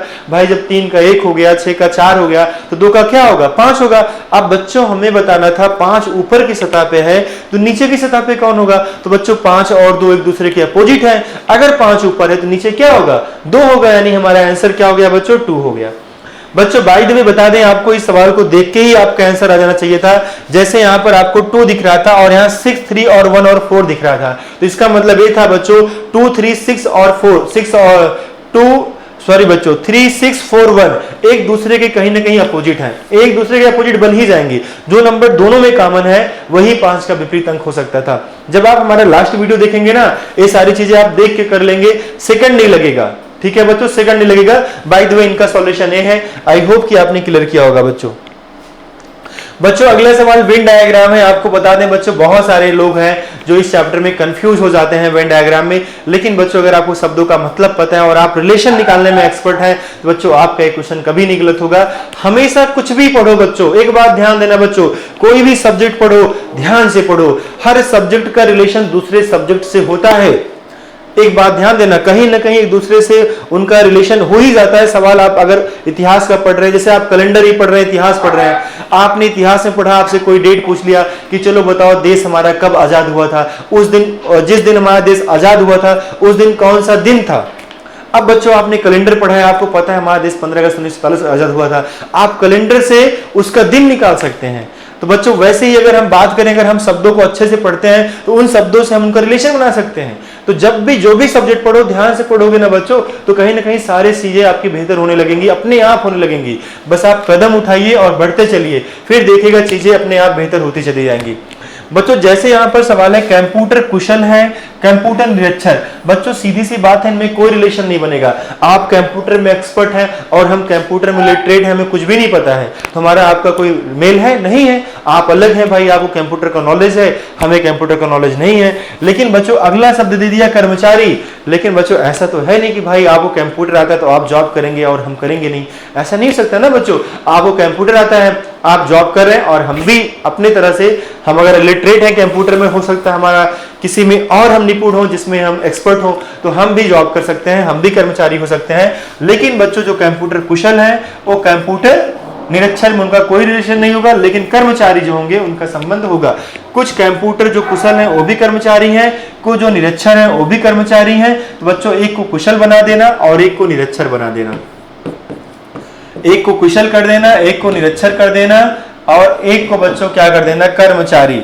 तो बच्चों हो जाएगा क्या, कुछ कर्मचारी ऐसे हैं जो कंप्यूटर कुशल हैं, कुछ कर्मचारी ऐसे हैं जो कंप्यूटर निरक्षर हैं, और सभी कर्मचारी, सभी कुशल कर्मचारी बच्चों, सभी कुशल कंप्यूटर कर्मचारी नहीं हो सकते हैं, कुछ ही हो सकते हैं। बहुत सारे लोगों को कंप्यूटर आता है लेकिन सबके सब जॉब कर रहे हो ऐसा भी जरूरी नहीं है। बहुत सारे लिटरेट हैं, सबके सब जॉब कर रहे हो ऐसा नहीं है। तो बच्चों इसलिए हमारा आंसर क्या हो जाएगा, बी ऑप्शन हो जाएगा। और ये सब नहीं होगा कि चाहे कंप्यूटर कुशल हो, चाहे कंप्यूटर निरक्षर हो, सबके सब कर्मचारी, कभी नहीं होगा बच्चों, सभी कर्मचारी नहीं होते हैं। ऐसे ही सब है बच्चों। तो इस तरीके से हम लोग का आंसर बी ऑप्शन, जो कि अपने आप में दिख रहा है। बच्चों बहुत ही बेहतरीन चैप्टर है ब्लड रिलेशन। बहुत सारे बच्चे इस चैप्टर से डरते हैं, लेकिन आपको बता दें बच्चों, जिस चीज से आपको डर लगता है वो चीज उतना ही आसान होता है। बस डर हमें इसलिए लगता है क्योंकि हम उसे पढ़ते ही नहीं कभी। जिस दिन आप इसे पढ़ना शुरू कर देंगे, अपने आप चीजें आसान बनती चली जाएंगी। देखो कैसे सॉल्व करते हैं अभी हम। विजय एक लड़के का परिचय देते हुए कहता है, वह मेरी बहन। समझिएगा बच्चों, मैं विजय हूं, मैं किसी लड़के का परिचय दे रहा हूं। मान लो मार्कर है बच्चों, मैं इसका परिचय दे रहा हूं, मैं इसे क्या कह रहा हूं, वह यानी यह जो मार्कर है, वह व्यक्ति जो है, जो भी है वह व्यक्ति मेरी बहन जो भी यानी विजय की बहन, मेरी बहन के पति क्या लगते हैं बच्चों, जीजा लगती हैं, की सास, मेरे जीजा की सास कौन होगी, जो मेरी माँ होगी। बच्चों क्वेश्चन अपने ऊपर ले लेना, सवाल अपने आप सॉल्व हो जाएगा। ठीक है, वह मेरी बहन के पति यानी मेरी बहन के पति मेरी जीजा की सास यानी मेरी माँ, मेरी जीजा की सास कौन होगी, मेरी माँ होगी। मेरी माँ के इकलौते पुत्र, मेरी माँ का इकलौता पुत्र कौन होगा, खुद मैं होऊंगा। मेरी माँ का इकलौता पुत्र की पत्नी यानी मेरी पत्नी का पुत्र है, मेरी पत्नी का पुत्र है तो मेरा बेटा है, और मैं क्या हूं बच्चों, पिता हूं। यानी विजय का उस लड़के से क्या रिश्ता है, विजय उस लड़के का पिता है। अब बच्चों इसी क्वेश्चन को तो हम लोगों ने मौखिक कर लिया। अब इस क्वेश्चन को देखो मैं बोर्ड पे कैसे करता हूं, आप लोग देखिएगा। बच्चों जैसे यहाँ पर विजय है और यहाँ पर कोई व्यक्ति है, यहाँ पर विजय है, यहाँ पर कोई व्यक्ति है। विजय ने कहा वह जो व्यक्ति है मेरी बहन यानी विजय की बहन के पति, विजय के बहन के पति यानी विजय के जीजा हो गए, की सास, इनकी जो भी सास होंगी वो कौन होंगी, जो विजय की माँ होंगी। ठीक है, मेरी बहन के पति की सास, मेरी बहन के पति के सास कौन होंगी, जो विजय की माँ होंगी। का इकलौता पुत्र, और मेरी माँ का इकलौता पुत्र कौन होगा, खुद विजय होगा, खुद विजय होगा। का इकलौता पुत्र की पत्नी यानी विजय की पत्नी, विजय की पत्नी का पुत्र है, यानी विजय की पत्नी का पुत्र है बच्चों, तो विजय का पुत्र है। अगर विजय की पत्नी का पुत्र है तो विजय का पुत्र है, और विजय का पुत्र है तो विजय क्या हो गए, पिता हो गए, और उनका जो बच्चा है, लड़का है, उनका बेटा हो गया। तो इस तरीके से इनका रिलेशन निकल सकता था। बच्चों हमने इस मॉडल पेपर में कुछ नॉन वर्बल के क्वेश्चंस भी रखे हैं। आप सभी को पता है रागा के तहत नॉन वर्बल के भी क्वेश्चंस 4 से 5 क्वेश्चंस आपके एग्जाम में आ जाते हैं, और ऐसे क्वेश्चंस रखे हैं जिनके आने की संभावना आपके एग्जाम में बहुत ज्यादा होती है। बच्चों जैसे अभी ये क्वेश्चन आप देख रहे हैं सादृश्यता का है, एनालॉगी का है। बच्चों इन दोनों फिगरों से मिलके ही प्लस बन रहा है। आप देखिएगा बच्चों जैसे इनका इस फिगर का रिलेशन इस फिगर के साथ है, वैसे ही हमें देखना है इस फिगर का रिलेशन किस फिगर के साथ होगा। हमें आंसर फिगर गिवन है, हमें उन चारों में से उस फिगर को ढूंढना है जो इसका सटीक आंसर हो सकता है, जो इसका सही आंसर हो सकता है। वो कौन सा फिगर है, हमें वही सर्च करना है। तो बच्चों देखो कैसे सॉल्व करेंगे। जैसे इन दोनों फिगरों से अगर हम मिलाएंगे बच्चों, अगर इनको हम इस तरीके से रखेंगे और ये जो कर्व लाइन है अगर इस लाइन को हम हटा देंगे बच्चों हमारे पास क्या बचेगा, सिर्फ प्लस बचेगा। ठीक उसी तरीके से बच्चों जो हमारे पास फिगर है, अगर उस फिगर को हम ऐसे ले लें, हमने इस लाइन को ले लिया बच्चों, इस लाइन को ले लिया, अब मैं इस लाइन को लेने चल रहा हूं और जब मैं बच्चों इस लाइन को लूंगा इस तरीके से, और जितने भी कर्व लाइन है, जैसे ए वाली कर्व लाइन थी, ए वाली कर्व लाइन थी, फाइनली हमें कर्व लाइन को हटा ही देना है, या हम कहीं भी जोड़ेंगे उनको वो सारी कर्व लाइन हटेंगी हटेंगी, जो हमारे पास स्ट्रेट लाइन बचेंगी वही हमारा आंसर होगा। और स्ट्रेट लाइन में जो बचेगा बच्चों वो मल्टीपल का सैंबल बचेगा, तो हमारा आंसर हो जाएगा। यानी समझ में आई नहीं है बच्चों? आपको बता दें बच्चों ये क्वेश्चन बहुत डिफिकल्ट है, आसान नहीं है, लेकिन चीजों को हम लोग इतने आसान तरीके से करते हैं कि चीजें आसान लगने लगती हैं, होती नहीं है फिर भी लगने लगती हैं। बच्चों यही तो अच्छी बात है कि हमें चीजों को बेहतर तरीके से ही करना है। बच्चों अगला क्वेश्चन हम लोग का 13 नंबर है पेपर कटिंग और फोल्डिंग का। आपको बता दें बच्चों एक बात ध्यान देना, पेपर कटिंग और फोल्डिंग में जो सैंपल आपको दिया रहेगा वो कभी अपना स्थान नहीं छोड़ता है, वो अपने स्थान पे जरूर रहेगा और नया फिगर उसी के दिशा में आएगा, उससे अलग दिशा में नहीं जाएगा। जैसे अगर उसको जिस दिशा में मोड़ रहे हैं वो भी मैटर करता है, इस बात को ध्यान रखिएगा। जैसे अगर इस फिगर की बात करेंगे बच्चों तो यहाँ पर ए फिगर ऊपर बन जाएगा। आई होप कि आपको एक कलर यहाँ पर दिख नहीं रहा होगा, तो मैं कलर को दूसरा सिलेक्ट कर लेता हूं ताकि आपको अच्छे से दिखे। बच्चों यहां पर क्या करना है, इस फिगर को जब आप ऐसे फोल्ड करोगे ऐसे, तो ए फिगर हमारा ऐसा डिजाइन ले लेगा और इसी को जब हम कंप्लीटली ओपन करेंगे, तो बच्चों यही फिगर सेम हमारा जो नीचे बना था यही सेम फिगर हमारा एक ऊपर बन जाएगा। सिर्फ दो फिगर बनेगा, इनके अलावा कहीं एक्स्ट्रा फिगर नहीं बनेगा, क्योंकि इनके जो फोल्डिंग का क्रम है बच्चों कुछ इस तरीके से है, तो उसी दिशा में बनेंगे, अलग दिशा में कभी भी नहीं बनेंगे, इस बात का ध्यान रखिएगा। बच्चों दो फिगर है तो ये देखो हमारा पेपर का हाफ पार्ट है, हाफ पार्ट में बच्चों अगर एक फिगर बनेगा तो उसके हाफ पार्ट में एक ही बन पाएगा, तीन फिगर हमारा कभी नहीं बनेगा, तो बी ऑप्शन नहीं हो सकता है। और दूसरी बात बच्चों इनका डायरेक्शन कभी यहां नहीं आएगा, जो इनका सेम डायरेक्शन है उसी में रहेंगे और एक फिगर नहीं बनेगा, दो ही फिगर बनेगा, जो कि हमारा ए ऑप्शन है। तो बच्चों बड़े आसान तरीके से कर पाएंगे। एक बात आपको अच्छे से बता दे रहे हैं बच्चों, नॉन वर्बल का एक भी क्वेश्चन आपको एग्जाम में नहीं छोड़ना है, इस बात का आप ध्यान रखिएगा बच्चों। नॉन वर्बल में जो भी क्वेश्चंस आएंगे अगर आप नहीं कर पा रहे हैं, नहीं दिमाग लग रहा है आपका, तो ऑप्शन पे चले जाइएगा, ऑप्शन से आपका सारा सवाल हो जाएगा। कुछ ऑप्शन वैसे ही कट जाएंगे, एक या दो ऑप्शन बचेगा बच्चों जो आपको सोचना पड़ेगा और उन्हीं में से आपको सटीक आंसर पकड़ना रहेगा, जो आप पकड़ लेंगे। अगर आप ध्यान से देखेंगे तो चीजें आपको समझ में आ ही जाएंगी और बड़े आसान तरीके से आप इसे कर पाएंगे। तो इस बात का ध्यान देना बच्चों, नॉन वर्बल के क्वेश्चन को ऑप्शन से जरूर करना। वैसे ऑप्शन का मेथड हर जगह लगता है, लेकिन नॉन वर्बल पे खास तौर पर लगाइएगा, तो लगभग आपका क्वेश्चन कम टाइम में और बहुत बेहतर तरीके से हो जाएगा। देखो बच्चों एक क्वेश्चन हमारा दर्पण का है, मिरर का है, और हमें देखना है इसका मिरर इमेज क्या होगा। आपको बच्चों बता दें मिरर में होता क्या है, जैसे अगर हम इसे टू पार्ट में डिवाइड कर लें तो ए इसका क्या हो जाएगा बच्चों, ए इसका राइट साइड हो जाएगा और ए इसका लेफ्ट साइड हो जाएगा। जब आप अपने आप को मिरर में देखते हैं ना बच्चों, तो आपका जो लेफ्ट साइड है वो आपका राइट में दिखता है, जो आपका राइट साइड में वो आपका लेफ्ट साइड में दिखता है। ऐसा ही मिरर में दिखता है, उल्टा दिखता है बच्चों। जैसे अगर हम सी को देखेंगे मिरर में, अगर हम इसे मिरर में देखेंगे बच्चों ए ऐसा दिखेगा, तो सेम वही प्रोसेस यहाँ भी है बच्चों। अगर ए इस साइड में है राइट साइड में, तो मिरर में बच्चों ए सेम फिगर हमारा लेफ्ट साइड में आ जाएगा। इस बात को आप पकड़ लो, बस इसी बात को पकड़ लो और ऐसा हर जगह करिएगा। सेकंड में आंसर लीजिए बच्चों, सेकंड में आंसर। इनके अलावा भी है बच्चों तरीके इनके। मिरर का कभी भी क्वेश्चन है, मेरे पास पेन नहीं है बच्चों अभी, नहीं तो मैं आपको बताता। सेम फिगर यहां पर बना लेना। ऑफलाइन पेपर है तो बहुत अच्छी बात है, ऑनलाइन पेपर है तो आपको रफ शीट मिलता है। सेम फिगर यहां बना लेना और उसी फिगर को बच्चों ऐसे पलट के देख लेना। जो फिगर यहां दिखेगा, जिस ऑप्शन में वो फिगर दिख जाएगा वही आपका आंसर होगा, वही इसका मिरर इमेज होगा। बच्चों बहुत ही बेहद आसान तरीका है। जब यही फिगर हमें देखना है इस डायरेक्शन में, तो ध्यान देना बच्चों, ए फिगर जो है हमारा जो एरो बना है इस तरीके से, ए एरो हमारा ऐसा हो जाएगा। इस फिगर में कोई असर नहीं पड़ेगा, ए फिगर हमारा ऐसा ही रहेगा, यानी ए फिगर बच्चों हमारा ऐसा ही रहेगा। ऐसा किस ऑप्शन में है? फर्स्ट ही ऑप्शन में है, ए हमारा आंसर हो गया। इनका डायरेक्शन नहीं चेंज होगा बच्चों, डायरेक्शन चेंज होता है वाटर इमेज में, इसलिए इस पे आप मत जाइएगा, इस पे भी मत जाइएगा, इस पे भी मत जाइएगा, सब में डायरेक्शन चेंज हो गया बच्चों। ए ऑप्शन हो गया। ए होता है ऑप्शन से करने की कला, ऑप्शन से करने का मेथड, जो कि आप सेकंड में कर पाते हैं। ठीक है बच्चों, तो आज का लास्ट क्वेश्चन आपको बता दें बच्चों, जो कि बहुत ही बेहतरीन क्वेश्चन है। यहां आपको काउंट करना है कितने वर्ग हैं। बच्चों आप सभी को पता है सवाल भी बहुत फेमस है, बहुत एग्जाम में पूछा जाता है। और फिर बच्चे क्या करते हैं, फिर बच्चे जुट जाते हैं काउंट करने में 1 2 3 4 5 6 7 और पता लग रहा है कि भैया 20 30 बन रहा है तो गिनते ही रह जाएंगे, बहुत समय लग जाएगा। बच्चों हमें बहुत समय नहीं लगाना है, बहुत कम समय में करना है, क्योंकि समय कहाँ है हमारे पास, हमें समय ही तो बचाना है। तो करना क्या है बच्चों, इनकी नंबरिंग कर लेना 1 2 3 4, इधर भी नंबरिंग कर लेना 1 2 3 4, किसी भी एक साइड को लेके स्क्वायर कर देना बच्चों। 1 का स्क्वायर 1, 2 का स्क्वायर 4, 2 का स्क्वायर 4, 3 का स्क्वायर 9, 4 का स्क्वायर 16। बच्चों ऐड कर देना 16 4 20 और 9 1 10, कुल मिला के 30। बच्चों 30 हम लोग का आंसर हो गया। कहाँ है, डी ऑप्शन में है, सेकंड में आंसर आ जाएगा। बच्चों कितना वक्त लगा, थोड़ा भी नहीं लगा बच्चों, सेकंड में आंसर आ गया।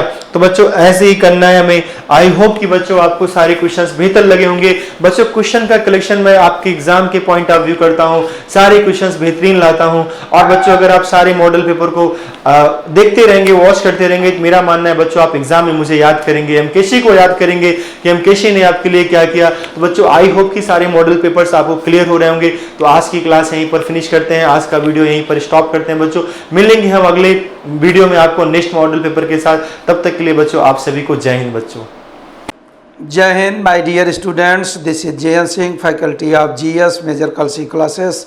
बेटा आज हम लोग एयरफोर्स का अगला मॉडल पेपर यहाँ पर डिस्कस करेंगे, जिसमें आप देखेंगे कि बहुत ही इम्पॉर्टेंट क्वेश्चन को जगह दिया गया है। यदि इन्हें आप बहुत ध्यान से पढ़ते हैं, निसंदेह हम ऐसी उम्मीद करते हैं, ऐसी कामना करते हैं कि आपके एग्जाम में शायद मिलें।